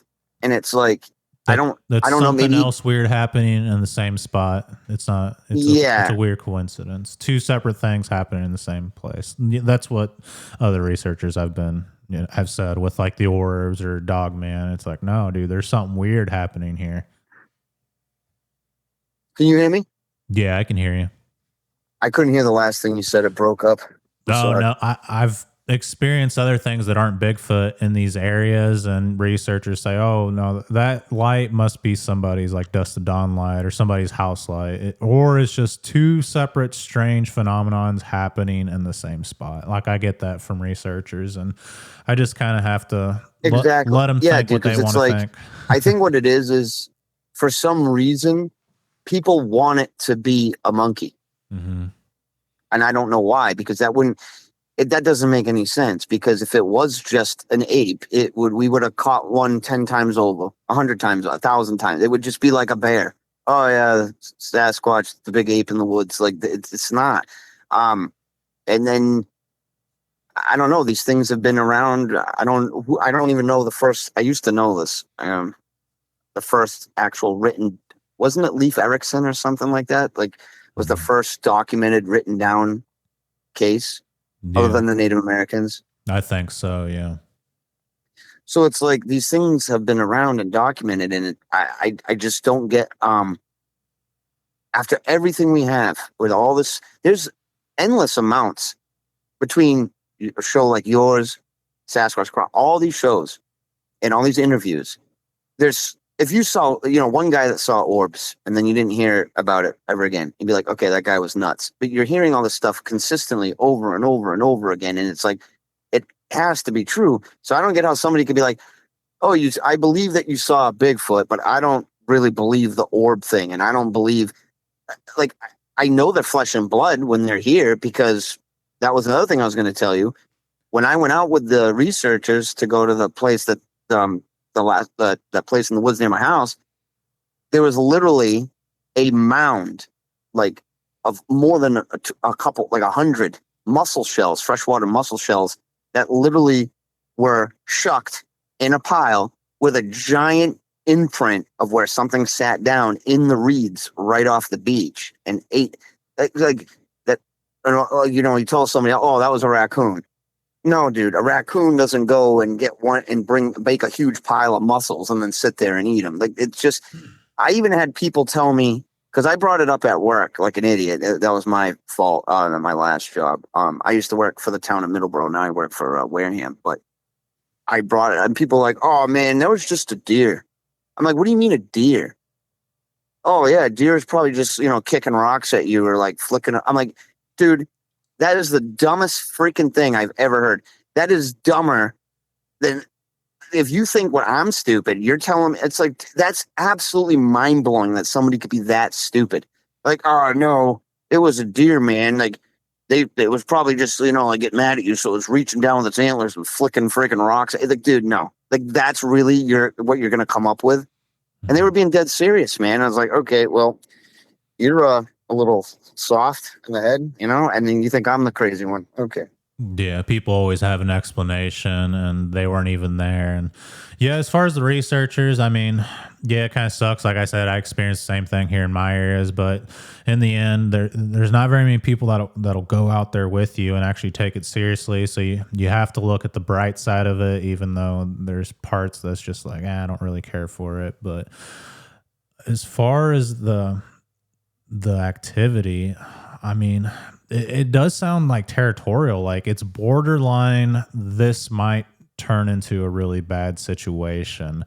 And you got out of there every time. Did you ever feel like they were going to attack? I mean, the rocks, but how do I explain this? The rocks were coming at far enough for the most part, from a distance enough where they were away. They were, 100 feet away. The only time they were ever close was whenever we were loading the boat. Mm-hmm. But that's also because the shoreline, and in the woods too, when they were throwing that. So I guess that wouldn't make any sense. But, because that one time, that one landed in between you guys, and it was like the size of a bowling ball. Like if that would have hit you, it could have severely injured you guys.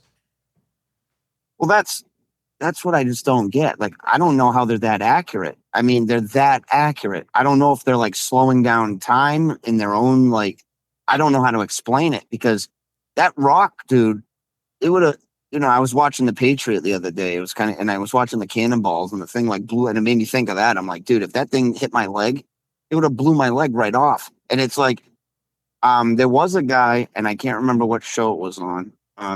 I remember this old timer talking. I think it was in Kentucky, and he talked about where they're on his farm, his family farm for his whole life, and I forget what they called them, but what the hell did he call? I can't think of it. It's the same word they use for a mountain lion in certain places. I just can't think of the name of that. The catamount. Yeah. He kept calling him a catamount, and he said that on the farm, on his property, if they hit you by accident, everything would just stop. they wouldn't do it anymore. And he was with a guy, and I guess one of these things threw a big rock, like what happened to me, and it ricocheted off another rock and hit the guy in the shin. And I think it like broke his leg or something. And after that, they just stopped. So it's almost like I think a lot of what they're doing is complete and utter fear tactics to get you to leave, which would make sense because if they are here for resources, they're coming, there to get fish or mussels or deer or whatever they're doing. I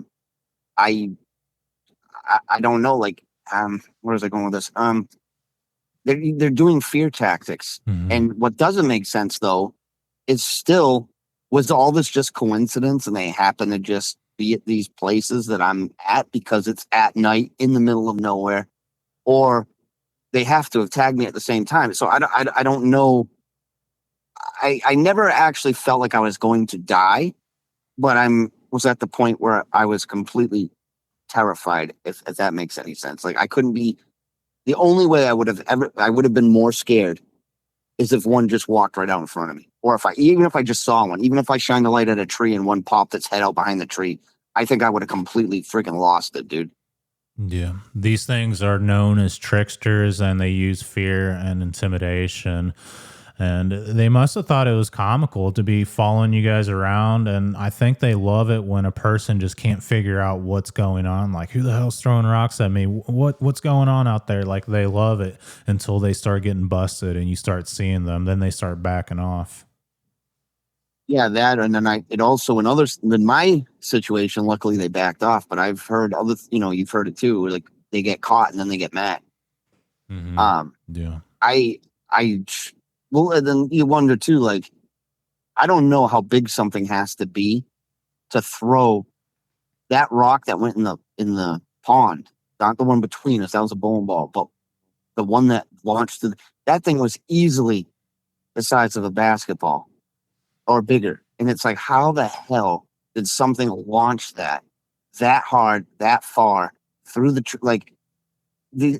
I used to believe that there was different ones. I used to I don't really agree with William Jevning anymore because when I watched that, he was all about these are just an ape in the woods, an undiscovered thing. And I used to go with that. And I used to think the woo-woo stuff was stupid. Mm-hmm. Now, nope. Yeah. I couldn't disagree more with that stuff. It's not it's comparable to people saying spirits are friendly and it's just some little kid that passed away in the house when really it's like something demonic. Exactly. Mm-hmm. Yeah, it's like that same feeling with people saying, oh, it's just a undiscovered primate, and having the experiences that you've had, that there's something more to it. Like there's definitely something going on. And did you feel like the prayer worked when you started doing the Lord's Prayer? Did they back off, and did the activity completely stop? No, they backed off temporarily, and I was after that. When I said the prayer, I said the whole thing through, and I meant every word of it. I don't think I've ever prayed that hard in my life, and I never wanted a prayer to work more than that either. They did back. It just stopped. Mm-hmm. But then it was like we weren't leaving fast. They were like, okay, let's give them a break or something. And then we weren't leaving fast enough, I guess. And that's when they threw the log down. And that log didn't come from there because that log was half charred. And I've been up there a million times during the daytime. There's no fire pits up there. There's nowhere for that log to have come from. So they brought it with them from something.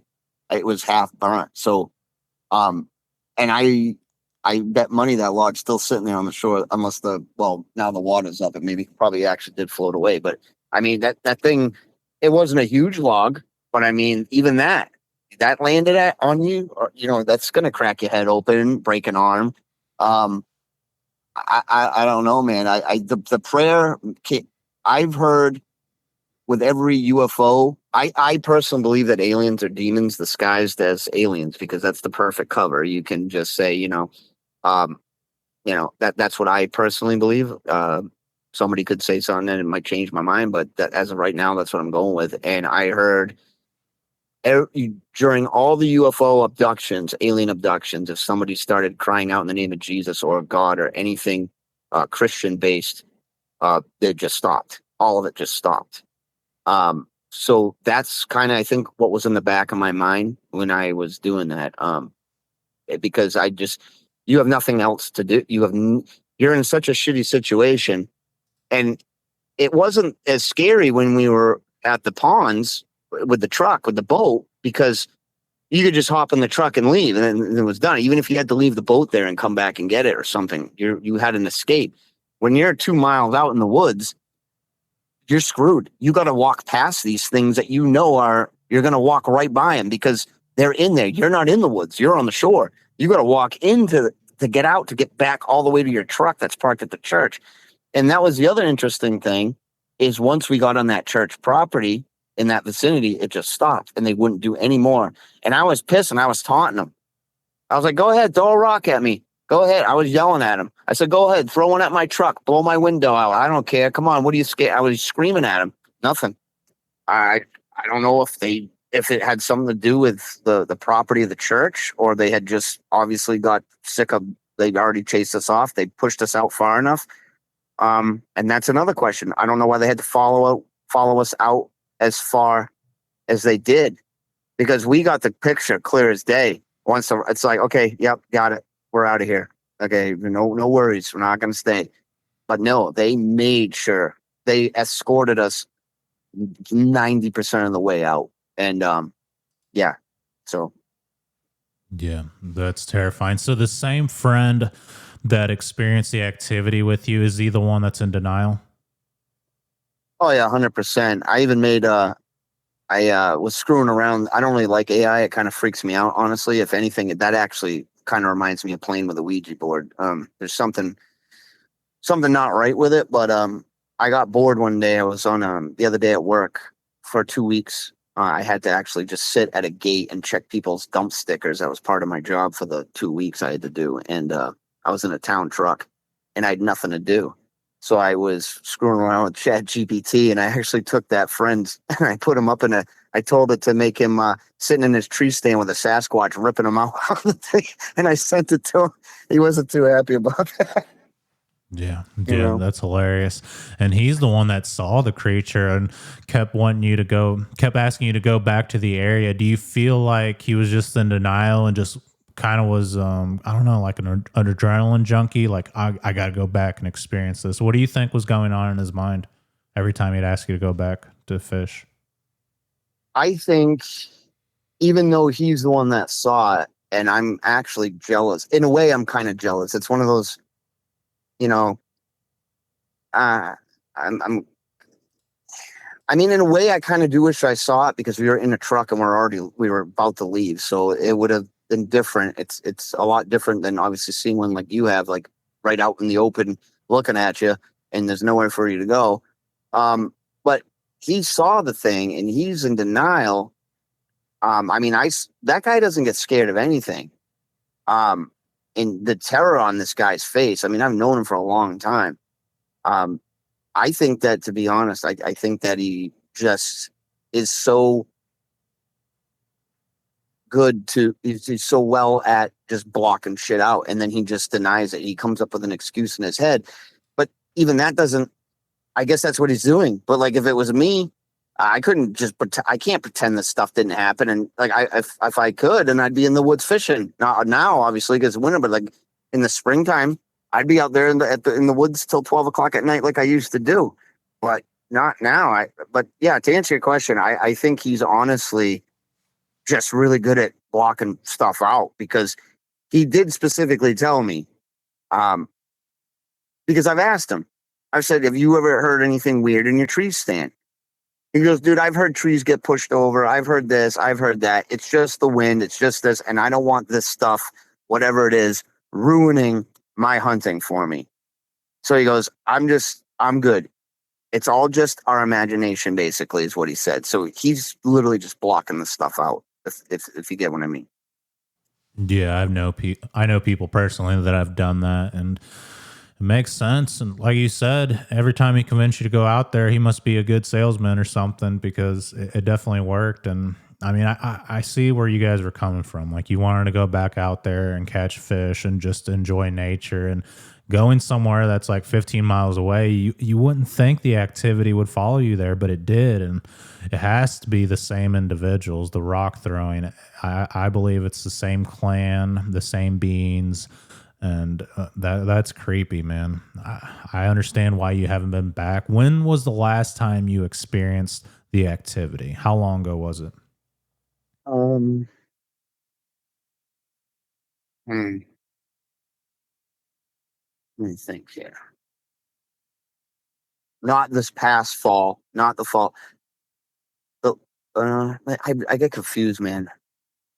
Trying to think. Do you think it was like half a year ago or a year or two ago? Uh, was it this springtime? I think no, actually, you know what it was? It was this spring. It was this spring, probably back in So almost a year probably ago. April. Yeah, April, May. That's when I thought everything was good. Not good, like I still wouldn't go in the woods, but like I'm not. We're dry. Like from where I'm parked right now, I got a big lake to the right of me and a big lake to my left. This is where we usually fish during. This is in public. On the way back through the woods that this all happened in. So actually, I'm on the total opposite side of the lake from where all the stuff happened. So I can actually see the peninsula where this stuff happened from here. Mhm. But there's no no, I'm on a road. Like where I was at over there, you got to walk the 2 miles in. But that road on the way back to my house, the actual road, there's a little river that goes under it, which actually feeds these lakes. That's what happened last spring. It's 5 o'clock. It's not even dark yet. And I got out of the truck. And that's when I whooped. Yeah, I knew he was down there fishing already. He got there ahead of me. And one second I got out of the truck, I whooped and I was laughing. I could hear him laughing. And then a rock flew right over the truck and hit the bushes next. And I'm like, are you kidding me? Are you kidding me? In broad daylight on a main road. And I got out and I looking, nothing.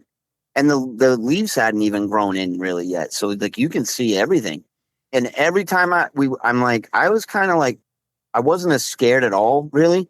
That was the first time I could actually kind of not enjoy it, but just kind of felt comfortable seeing what happened because it's daylight. And every time we would cast the lure, a little rock the size of a pebble would hit right where you look, just went in the water. And Dan's like, I'm like, dude, look at it. He's like, dude, that's acorns. So even right when it's happening, broad day, right in front, you don't, it's acorns. I said, dude, there's no trees above the water, man. And he's like, oh, dude, I'm like, he will come up with anything. So when I went over he was fishing on one side. I walked across the street where there's even more wood. It's more dense on that side. And I literally I put my fishing pole down and I picked up a rock and I threw it in the water. And right when I threw a rock and it hit the water, another rock hit right where I just threw it in. And you're looking and there's nothing there.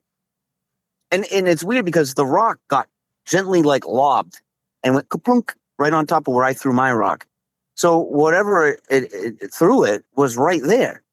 And you couldn't see anything. It was just like it was invisible. It's like there was an invisible person standing over there behind some trees and was just throwing it doesn't make any sense. And it kind of that time there, that incident did kind of give me another letdown because I'm like, okay, well, not only I can't go in the woods, but now these things are willing to do this in broad daylight on a main road. So it's like I don't know. That's the last time they've done anything. I have heard what you said before, where if you talk about them, you're literally giving them the okay to show up. I actually called one of my sergeants from the Army, and he grew up on a Choctaw reservation in Oklahoma.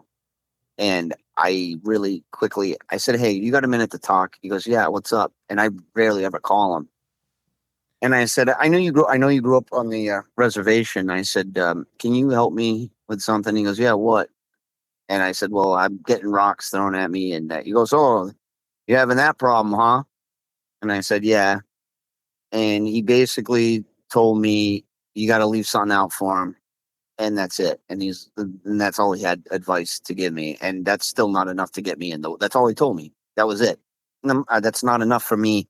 I'm not going to go buy a can of Pringles and lean it up against a tree and say, "Oh, good, I'm good now." I'm not going to trust that. Like that doesn't give me any peace of mind whatsoever. I thought he'd give me some type of better, something better to cope with it, to deal with it than that. But no, that's all he gave me. I don't know, man. So Yeah. Yeah, there's not much advice that people have in these sort of situations. Like, I mean, I might go out and try that, like catch a few fish and leave it for them and a few apples and kind of talk out to them and say, hey, leave me alone. I'm not here to mess with you guys. I'm sorry I ticked you off. I mean, at this point, like anything's worth a try if you really want them to back off, and you can kind of just go off of what you experience after that, and maybe do a prayer, like pray to God and say you don't want it to happen. You just want nature back. You want to be able to go out there and enjoy things and see if that works. I know that's not enough, but there doesn't seem to be an answer for this activity. And I do believe personally, like these things are physical creatures out there. They're human-like, primate-like, but also they're supernatural. And I do believe that they are, I don't know if they are the Nephilim or the giants, but I do believe they were created in that era, whether by the Nephilim, the fallen angels, something got tampered with at some point in time. And I think that's what they are. I agree, and I've even heard stories. I think it was the Sioux Indians or something, the Native Americans. They had a story I heard on one of the podcasts where the Native American guy was talking about how these things during the Great Flood went down underground, and it didn't take them out. And I think you're right with that. With the whole these things were. I mean, if you just based off of the Melba Ketchum thing and all that, and the DNA coming back as 100% human on the mother, on the mitochondrial DNA, and completely unknown father.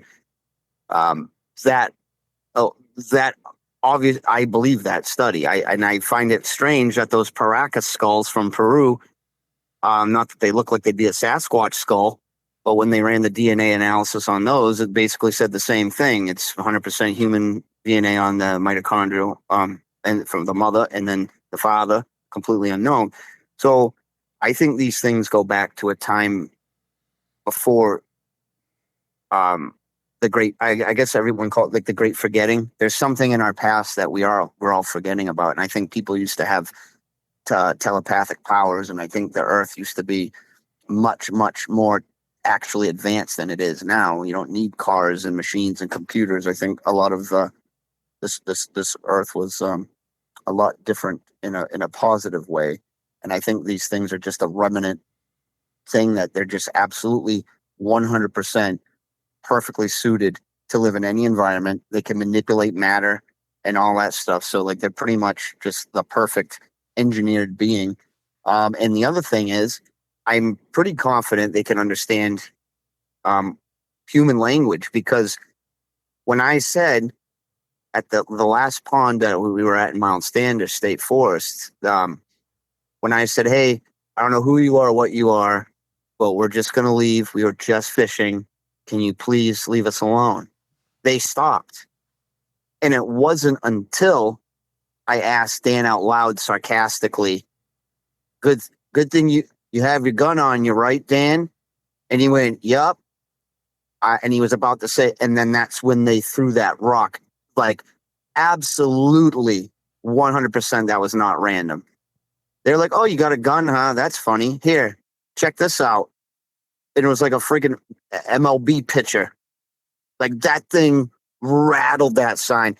I thought Dan was like, he should have, like, it was right near his head, man. And that thing it sounded like an actual gunshot. I bet if I had a decibel meter, it would have read the same as a freaking shotgun. It was freaking insane. So they knew what I was saying.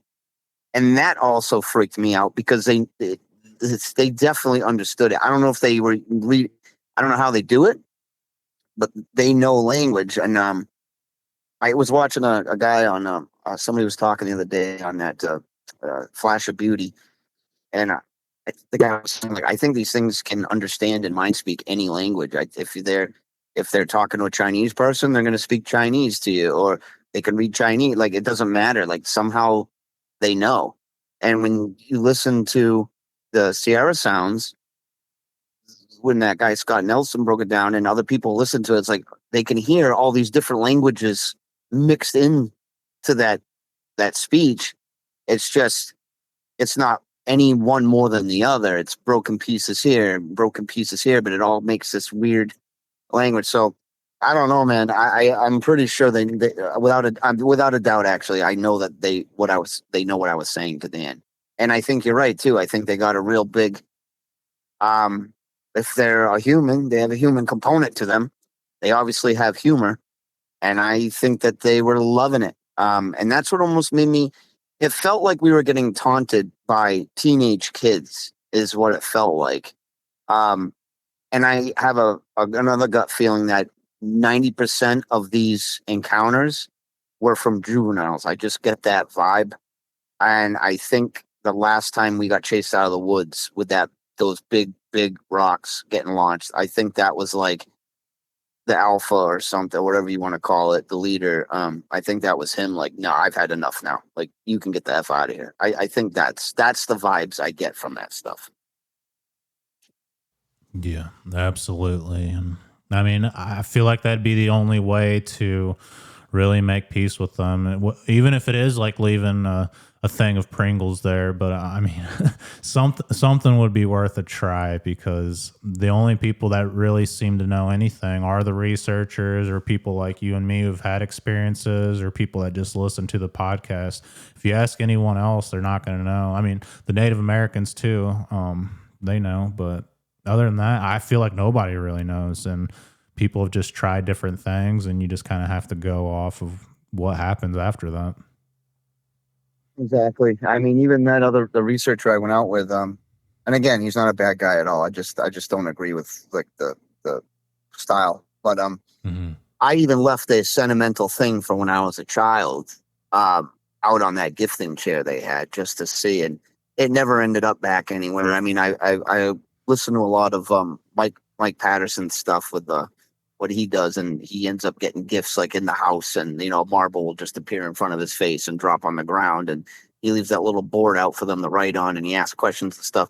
I mean, I don't feel like I don't know. I think that they can also read you as a person, and he's definitely seems like a very nice person. I don't know. It's years of him doing that stuff, but I thought that if I left something of sentimental value, that they would know that, and that might show up at my house or something, or like on the hood of my truck or something. But nah, nothing like that. Yeah, and then there's the argument that if you feed these things, they'll get ticked off and they'll follow you around. So I don't know. I don't know what the right answer is. Definitely prayer, and I would go back out and just enjoy nature, and maybe just go during the day and see what happens. But at the same time, if you don't want to go, I completely understand. And if you need someone to talk to in the future, definitely contact me. I'll definitely listen, especially if you're having a hard time with it all. No, man, I appreciate that, and I got you on Facebook now, so I can reach out to you. And I don't want to keep you. I don't want to keep you from what you got to do tonight. You've already spent a lot of time with me on the phone today. So yeah, it's just nice, man. I appreciate it. I appreciate that I can vent to you. Obviously, you've seen more things than I have, but I appreciate you letting me vent to you and sharing my story, man. Yeah, absolutely. And the only thing I noticed with being marked is once I started bringing a camera out there every time with me, it seemed like the activity kind of tapered off. But at the same time, I started increasing my prayers and my faith in God, just because once you see these things, it's like, if Bigfoot's real, that thing that everyone says is fake and it's not real, then without a doubt God's real. And I've also had experiences, like I said, with the paranormal that really opened up my eyes that, oh man, God is real. And so are all these things that people are talking about as far as Bigfoot, UFOs, Dogman, whatever it may be. There is some truth to it, that's for sure. Exactly. And obviously, like people, people say, oh, there's a lot of atheists and stuff say, well, there's no God, there's all this evil in this world, and there's all this disgusting stuff. It's like, okay, well, there's always an opposite. There's always a yin and a yang. So if there's all this disgusting and evilness and Satan worshippers and all this stuff, there's obviously the absolute opposite of that. And I do agree with you. I think that I need to, before I go out, I think I need to get a little bit more in touch with my higher power. And I think that will work. I mean, I should have been dead multiple times in my life. And when you look back, and there's crazy coincidences that like completely, like in Afghanistan, man, I was under a striker working on it, and I had all the thing was jacked up with four bottle jacks that were rated for like 25 tons a piece, and all four jacks let go at the same time, and I was under the truck. And next thing I know, people are dragging me out by my legs and saying like, "Dude, are you like how are you alive?" And I'm like, "What are you talking about?" They're like, "Dude, the truck bottomed out on the ground, and it was a flat bottom, and the thing should have flattened me." And like nobody could figure out how I wasn't a pancake. And I'm like, I don't even know what you guys are talking about. So just weird stuff like that. Just crazy, crazy stuff, man. Yeah. So I could go on all night long, but I won't do that. no, you're fine. What's your plan of action here in the future? How are you going to handle this? I think I'm just going to, well, I don't think a gun would do anything anyways, but, I'm actually working on getting my, what do you call it? LTC. But to be honest, man, I'm just going to, just going out in the local woods that are surrounded by houses and stuff. That's a big step for me. But I'm just going to try and, I think when this weather gets warmer, we got like 2 feet of snow on the ground still over here. But, when the weather gets nice, I'm just going to take a walk by myself, no fishing pole, no nothing. And I'm just going to go for a walk as far as I can until I feel comfortable and come back, and just keep doing it until I don't have any bad feelings. Because the other thing, dude, is when these things start to show up, you do get a weird vibe.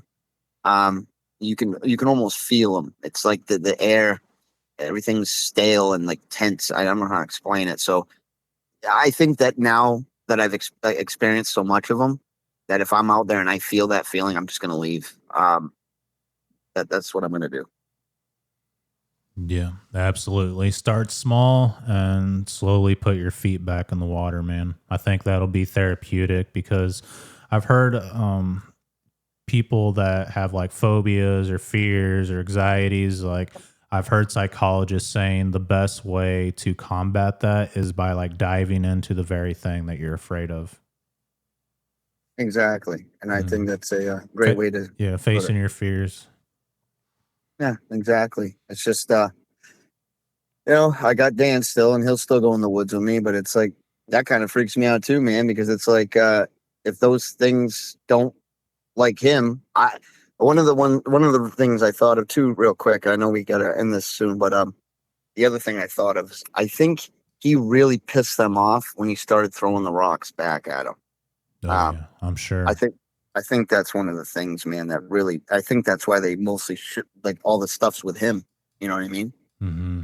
Yeah, absolutely. Maybe you can get like a cheap camcorder and bring it out there anytime something happens. Just aim in that direction and try to document it. And I think eventually it'll taper off. For some reason, they don't like cameras. I've heard that, and I know that's a way to get them off your property too. Is a lot of trail cams. I know they don't like that. Mm-hmm. Yeah, but they want to be in charge. They don't want to be the ones that are getting trapped. They want to trap you. Exactly, and I think that's one of I kind of thought maybe the only reason they ever actually got that footage of Patty and all that stuff was because that was just wasn't that one of those hand crank cameras? Mm-hmm. Yeah, and they were on horses too, so they probably thought the horses were deer or something. Exactly, and if that thing is a hand crank, they can't manipulate a mechanical thing. I noticed they that was the other thing I wanted to tell you is when I went out, I keep remembering little bits. When I went out with those researchers, when we all walked into the woods, everyone's phone was 100%.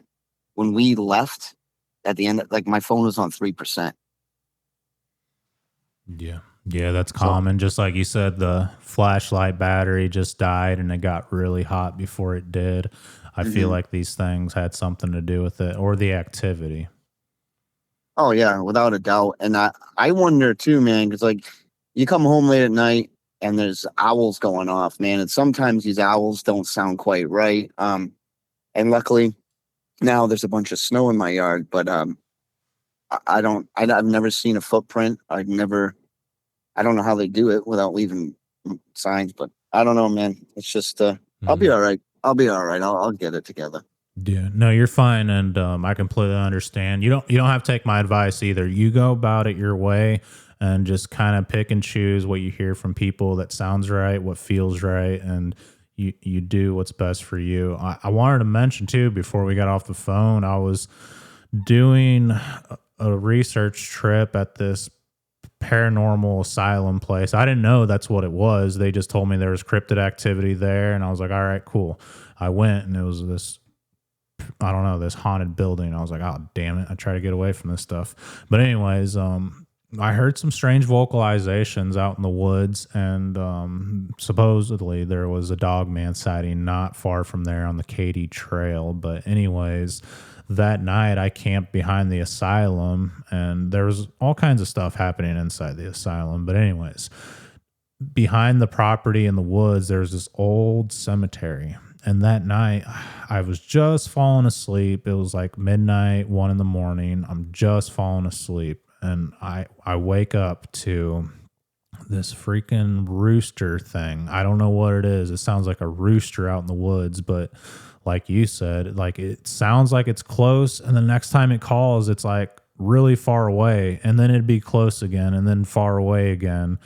And it sounded like, I don't know, me and my friends joked it must be a rooster, man, but like it sounded like something mimicking a rooster. That's the best way I can say. We got it recorded. I got it on the video, and I'll send it to you. And Yeah, what? I'm interested because it it it definitely was it was somebody imitating it. It was not a real rooster man at all. No way. Mhm. No way. And I find it very weird that that old guy told me the same damn thing. Like it's almost like isn't there another Native American saying or something where if you if you believe something and you're open to it, that's when the stuff will show itself to you. So like all these people that don't believe, that's why a lot of them, I mean, I'm sure there's people, I know for a fact, obviously, right? There's people that don't believe in these things that do end up seeing them. But I think that's part of it. And I think that that guy was just to him, it's like, yeah, whatever, this weird rooster in the woods. I don't know. But like that made me feel better because it made me like, okay, I'm not just hearing stuff. Like that is legit, you know? Hmm. Yeah. Do you feel like watching or listening to the podcast kind of conjured up this activity similar to how the Native Americans say if you talk about them, they'll show up, or if you do paranormal research, the stuff will follow you from place to place? Do you think it has something to do with that? What are your thoughts about that? I honestly do because again, I started off watching Creek Devil, and I had, you know, I was driving truck up into New Hampshire and Maine and Vermont all the time, and you're just on these large stretches of highway that there's nothing but wilderness, and like I would fantasize about like one of these things, excuse me, walking out, you know, and seeing a roadside sighting, you know, and I would be like, wow, that'd be really cool, and I kind of got obsessed with the idea for a while, like I really want to see one of these things, and then you outgrow that, you know, theory, and now you're listening to people having orbs and this weird activity, and you get into the, you know, the uh I mean, a lot of people like with what I learned on that show, watching, not to talk bad about another show, but what I got with the Creek Devils, like they would just use the recordings and they would just talk about the recording. Nobody ever got into all the other stuff that Ron Moorhead was dealing with there. Like they weren't talking about the weird lights and oh, it sounded like the camp was getting torn apart, and then they'd go outside from the shelter, and there'd be, everything's completely in place and intact. So, to answer your question, I do think that constantly thinking about this and constantly listening to this stuff and getting interested in it more and more, and it doesn't like the interest doesn't go away. Like this stuff scared me really bad, but it hasn't made my interest any less. It just makes it worse. So I do think that opening your mind to this stuff lets you what the hell is this? There's a cop over here. He probably thinks I'm doing drugs or something sitting in my truck. That's weird. He just put the spotlight on my face. And now he's leaving. So I'm good. Yeah. So sorry about that long-winded answer, but yes, I do believe that that has something to do with it, without a doubt. I think so too. Knock and the door will be open.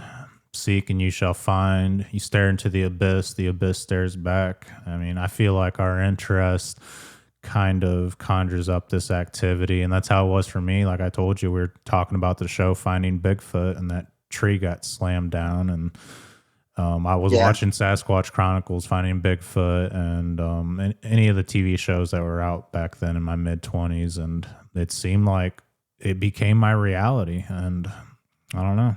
I think my interest caused it to happen. Exactly. And like even my girlfriend be like, is that all you ever watch? Because like I don't find interest, like I said, in anything new. Everything, it's kind of like that South Park episode where Stan, all he hears is farts and stuff, because it's just like everything's just crap to me. And it sounds like a pessimistic point of view, but like there's no good mainstream music anymore. There's no good movies really coming out, one here or there. I don't entertain myself with anything man-made. I don't find interest in it at all. And in fact, I wish I kind of didn't live where I live. I would give anything to go live in a cabin in Maine or somewhere else, or Oregon, somewhere. I don't really like this area of the country whatsoever. Especially being able to be in the Army and you get to see all the other places. But yeah, man, I don't know. Yeah, there's a name for that too. Like when you start thinking of something and then you start seeing it everywhere. I can't remember what it is, but there's a name to it. I don't know if you ever noticed that. Like I don't know, go and look at like red Volkswagens, and all of a sudden when you're driving around your area, you just start seeing them everywhere, and you never notice them. It's like everybody has one of these. What the heck? Exactly. It's the same thing. Like you buy a new car, right? And they said, and then you just see them everywhere, and you're like, oh, I don't know. Like I really want to go and. This sounds stupid too, but my truck's pretty nice. It's old. It's 7 years old, but I keep it completely mint. And I want to go out to these.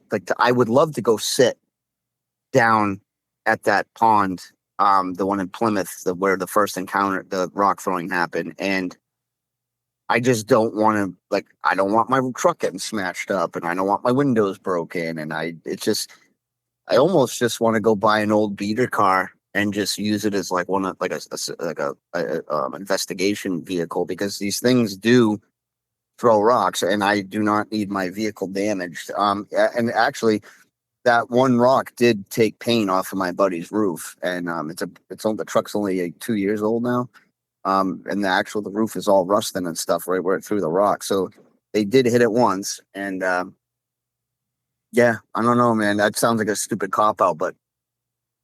I don't know. That's what I want to do. That would be a really good form of researching for me, is just to take an old crappy car I don't care about if they F it up, and just go park and wait, because without a doubt in my mind, if I go down there on that long secluded dirt road and just sat there, something would happen without a doubt. I mean, even where my buddy lived, my other buddy I've met at my new job, he has giant, there's something with these things, by the way, too. Like, I don't know if you've heard of this. They like to be around power lines and like solar. Like, I don't know if they're like pulling energy off of these things or whatnot, but he actually has a video of 3 orange orbs flying around his backyard, all around the high tension lines. So he hasn't had any activity at his house, and he's interested. He's the only person that is in my immediate circle that actually believes in this stuff, and he believes me 100%. He's just never other than the orbs, he's never had an encounter or anything like that. So he's like, hey man, we should get in my side by side. We'll go off in the woods out in the power lines, man, and we'll just sit there and like you can, do some tree knocks and I'm like, dude, I don't know, man. Like I don't think he really understands how like the shit's like absolutely like I don't think he fully grasped it and he just thinks it's like gonna be fun like everyone does. And I'm like, dude, you have a very high possibility. This is like right at your house, man. Like you don't want to piss these things off. And they're now, his house is even more secluded than mine. And I told him like you don't want these things coming around your house. And I know for a fact back in a few years ago when those things were that was smacking the side of my house. I know it was them. Yeah, so I think so too. dude, they moved the paintings on the wall were like rattling, like they were still swinging. Like after it smacked the side of the house, my mother had like a floral print picture thing hanging up on a nail, and the thing was rocking side to side. It's like it literally felt like a truck hit my house. And then you go outside and you look at the siding, there's nothing there. Not a dent, not a handprint, nothing. It just was that was a really solid impact, man. Letting you know they're watching you, that's for sure. Oh yeah, man. Like it's just weird though, because like I keep that flashlight with me in my truck, and at night I walk in the house with it, and in the morning when I go to work early in the morning, it's dark. I shine the flashlight the whole tree line as I'm walking to my truck because I'm that paranoid, and I haven't seen eyes. I've not seen an orb at my house. I've not seen any of that stuff, and I hope I'm not jinxing myself because I don't mind. I don't. Well, having it happen to you out in the woods is one thing. I do not want to have to deal with the stuff at my house at all. Mm-hmm. Yeah, and it's terrifying that you told me that you've seen these things out your window, man. Mm-hmm. Yeah, absolutely. I feel like if you did explore the forest, you would start finding tree structures and fresh tree structures, and I feel like maybe they'll put them in areas like let's say in the future you decide to go and you're like, I'm gonna go to this fishing spot, maybe they won't be there. You'll if you walk into the woods, you might find all kinds of structures. I'd like to know, because that was kind of my experience. It seemed like no matter where I went, these tree structures were there. And once I started doing research, I figured out they're really damn hard to find. But when I wasn't doing research, it's like they were all over the place. Anywhere I'd go, I'd randomly look out the window, like being a passenger in someone else's vehicle, and there'd be all kinds of structures. I'm like, what the heck? No kidding. Well, It's like even these tree structures.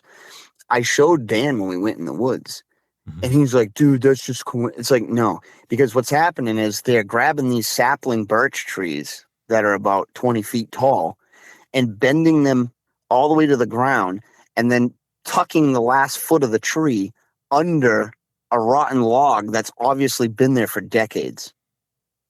So like Dan's like, oh, well, you see the tree, the big tree fell down and pinched the top of the sapling, and it just made that arch. And I'm like, dude, that tree's been on the ground for decades. Look, it's rotting.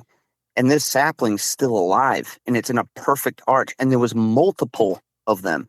And then when you look down real low on the ground, you would find these little tiny teepee structures that a juvenile must have made. They're so tiny, and it's like they're mimicking what the adults are doing and stuff. And it's like everything. Oh yeah, whatever, man. That's just this. Or this. A lot of it, like the stuff that I've seen with the researcher I went out with, like a lot of it is pareidolia, and just like, oh, it's like people just want things to be things sometimes. But there's some of these things, man, that there's without a doubt any question that something did this. And it drives me nuts when you show somebody something like that and they're just like, nah, like, no way, dude. It's like, no, dude. No. I'm in the same boat as you. Like, there's people that just really want it to be real. Every pareidolia photo is a Bigfoot, and they claim they've had experiences. And then there's people, I'm not trying to like put us on a pedestal, but people that you can actually tell that it had real experiences like us.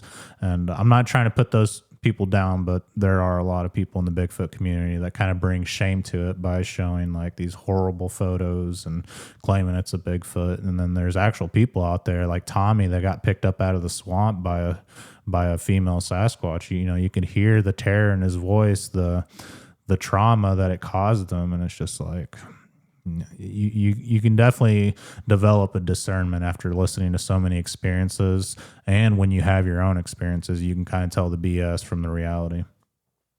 No, exactly. That's why it's like between a lot of these podcasts, I very rarely have heard somebody that I thought was full of crap. I know Wes is really good at filtering out the bullshit. But like I watched the mini documentary the other day, and it had that guy Turtle Man or whatever in it, and he's going on about, and he's such an eccentric person. Like I couldn't believe that guy. You know what I mean? It's like he's just doing it just because he's like maybe he is right, but like his attitude and the way that he comes off, his persona, it's like, yeah, okay, buddy, like that's what I'm gonna get out of it. And I could be like completely wrong, but like you can tell completely if somebody's full of crap. And you're right. Like there's so much crap on YouTube with these things, like people, like they find a face in the bush and you're like, no, dude, like, I don't know. There's videos though that have me honestly completely convinced. Like, even one that blew my mind. I don't know if you've ever seen that video of the guy recording off his back porch and something's in the tree shaking the piss out of it. Yeah, I've seen that one. That's mind blowing to me. There's no way in hell he could have faked that. Yeah, there's some real videos out there. There's another one where you can just see this huge pine tree floating through the woods. Like you can see the top moving through the woods, like something's carrying it off. It's like no person could do that. Or one throws like a pine into a field and you can see the arm and the body, like it just chucks this tree like probably like 75 yards, if not like 50 yards, but still it's like no person could do that. No, and there's other. This is something I've been meaning to ask somebody that knows a lot about this, and I'm glad I remembered to ask you. There's a couple of videos that when you see them, without a doubt, this is before AI even came out. I'm talking like 10 years ago. There was videos that came out, not a series of them, but just random videos. But when you would look at them, instantly, you're like, holy crap, that is real. And then the video would disappear. And I remember there being a video of a little kid like walking in the back of his house. And it was like he had little dirt bike trails or something behind his house. And I think you could still even see the house through the woods in the background. And there was like a female, it looked like a sick, dying Sasquatch leaning up against the tree. And the guy, like the kid walked up to it, and it was the most, I knew it was real 100% with no question. But then the video was gone. There was another video I saw with a Bigfoot sitting on a rock. It was literally sitting on a rock. It was really skinny and lanky, and it was just picking leaves above its head. And it was 100% real, without a doubt. It's gone. No mention of it. I can't find it on the internet. And then the other video, which I can't find, which I knew was true, there was like a guy hiking in a gorge. And these things were going off, and it sounded exactly like the Sierra sounds. They were screaming, whooping, and the thing made out this scream at this guy. And it wasn't the mushroom picker video. It sounded even more legit than that. And then you try to find that video, and it's gone. So it's strange to me where, like, whenever there's like a 100% proof video that pops up on YouTube, it's just gone. And then a lot of it now, what you get is a lot of clickbait, like especially with like that NVTV. You end up watching that, and it's like new craziest, and you're like watches, and you're like, yeah, okay. And it's like just some guy walking through the woods talking about how, oh, there's one over there, and there's one, and there's nothing there, and it's just like, it's just so much crap, man. I really wish I could find those videos again, because I've tried everything. I've sat on the internet for like hours trying to find those, and there's just no mention of them. They're just gone. It does seem like a lot of videos just disappear, and I found some good ones throughout the years, and when I try to go back and find them, they're completely gone. But I don't know, maybe they're still floating around somewhere out there. And yeah, no, I completely understand what it's like to be marked. It's almost like biologically. That validates. Yeah. Sorry, I didn't mean to cut you off. No, I can't actually. The phone cut out well, whatever happened. The phone cut out, so I thought you were done talking. I'm sorry, man. No, you're fine. I was just saying I know what it's like to be marked or tagged by these things, and it's almost like the government following you around if they're listening to all your calls and watching all your emails, and they follow you anywhere you go. It's kind of the same way with the Sasquatch. They know where you're going to be at. They know what you're doing, and maybe it's a frequency thing, but it's really hard to say. But it's definitely a thing that's happening. Yeah, and you're right. And like, I don't know. I feel bad because there's so many other things I want to ask you and talk about, but I know that we are running out of time here, and we both got to get on with our evenings. But again, I wanted to thank you very, very much. Believe it or not, whether you believe it or not, you gave me a lot of just doing this is a lot of peace of mind for me, to be honest. Yeah, same here. And I'm glad you contacted me and shared your experiences with me. And I believe you 100%, man. That was an incredible story about a person being marked by the Sasquatch and what happens when the same behavior follows you. Not once, not twice, but across miles, years, and completely different locations. At what point does coincidence die? Jordan didn't just experience aggression, he experienced response. Whatever this was, reacted to fear, to prayer, to mockery, to belief. And maybe the most disturbing part isn't the rocks or the size of what was throwing them, or even the silence in which it moved. It's that this thing knew when to stop and when to continue. If these encounters are intelligent, then the question isn't what are they? The question is, how aware are they of us? Honestly, I felt vindicated hearing Jordan's experiences because I encountered the same thing with the Sasquatch, and they followed me from the river to my old house, from my old house to my new house, and when I would go hunting in conservation areas, it got to the point to where I thought, man, there's Sasquatch everywhere, and just the people aren't aware of them. Like, this is normal. And I've spoken to other people that said the same thing. My buddy Jimmy from the Daniel Boone National Forest, he experienced a lot of activity when he was a kid, and he thought it was normal. He thought everybody knew about Bigfoot, and what he was encountering was just the complete norm, but that wasn't the case. And as you begin to tell people, they just laugh at you and look at you like you're crazy. And this is what I'm talking about when I mention the supernatural side to the Sasquatch. And there's many different things that they do that points towards the supernatural. And a lot of researchers and people say, well, maybe there's a logical explanation to this, but the reality is there isn't a logical explanation. And I know people want definitive proof. They want this thing to be verified, but the truth is it's probably not going to happen anytime soon. I appreciate everyone for listening, and if you have an encounter of your own, feel free to reach out sometime by email. And until the next one, you guys be safe out in the forest.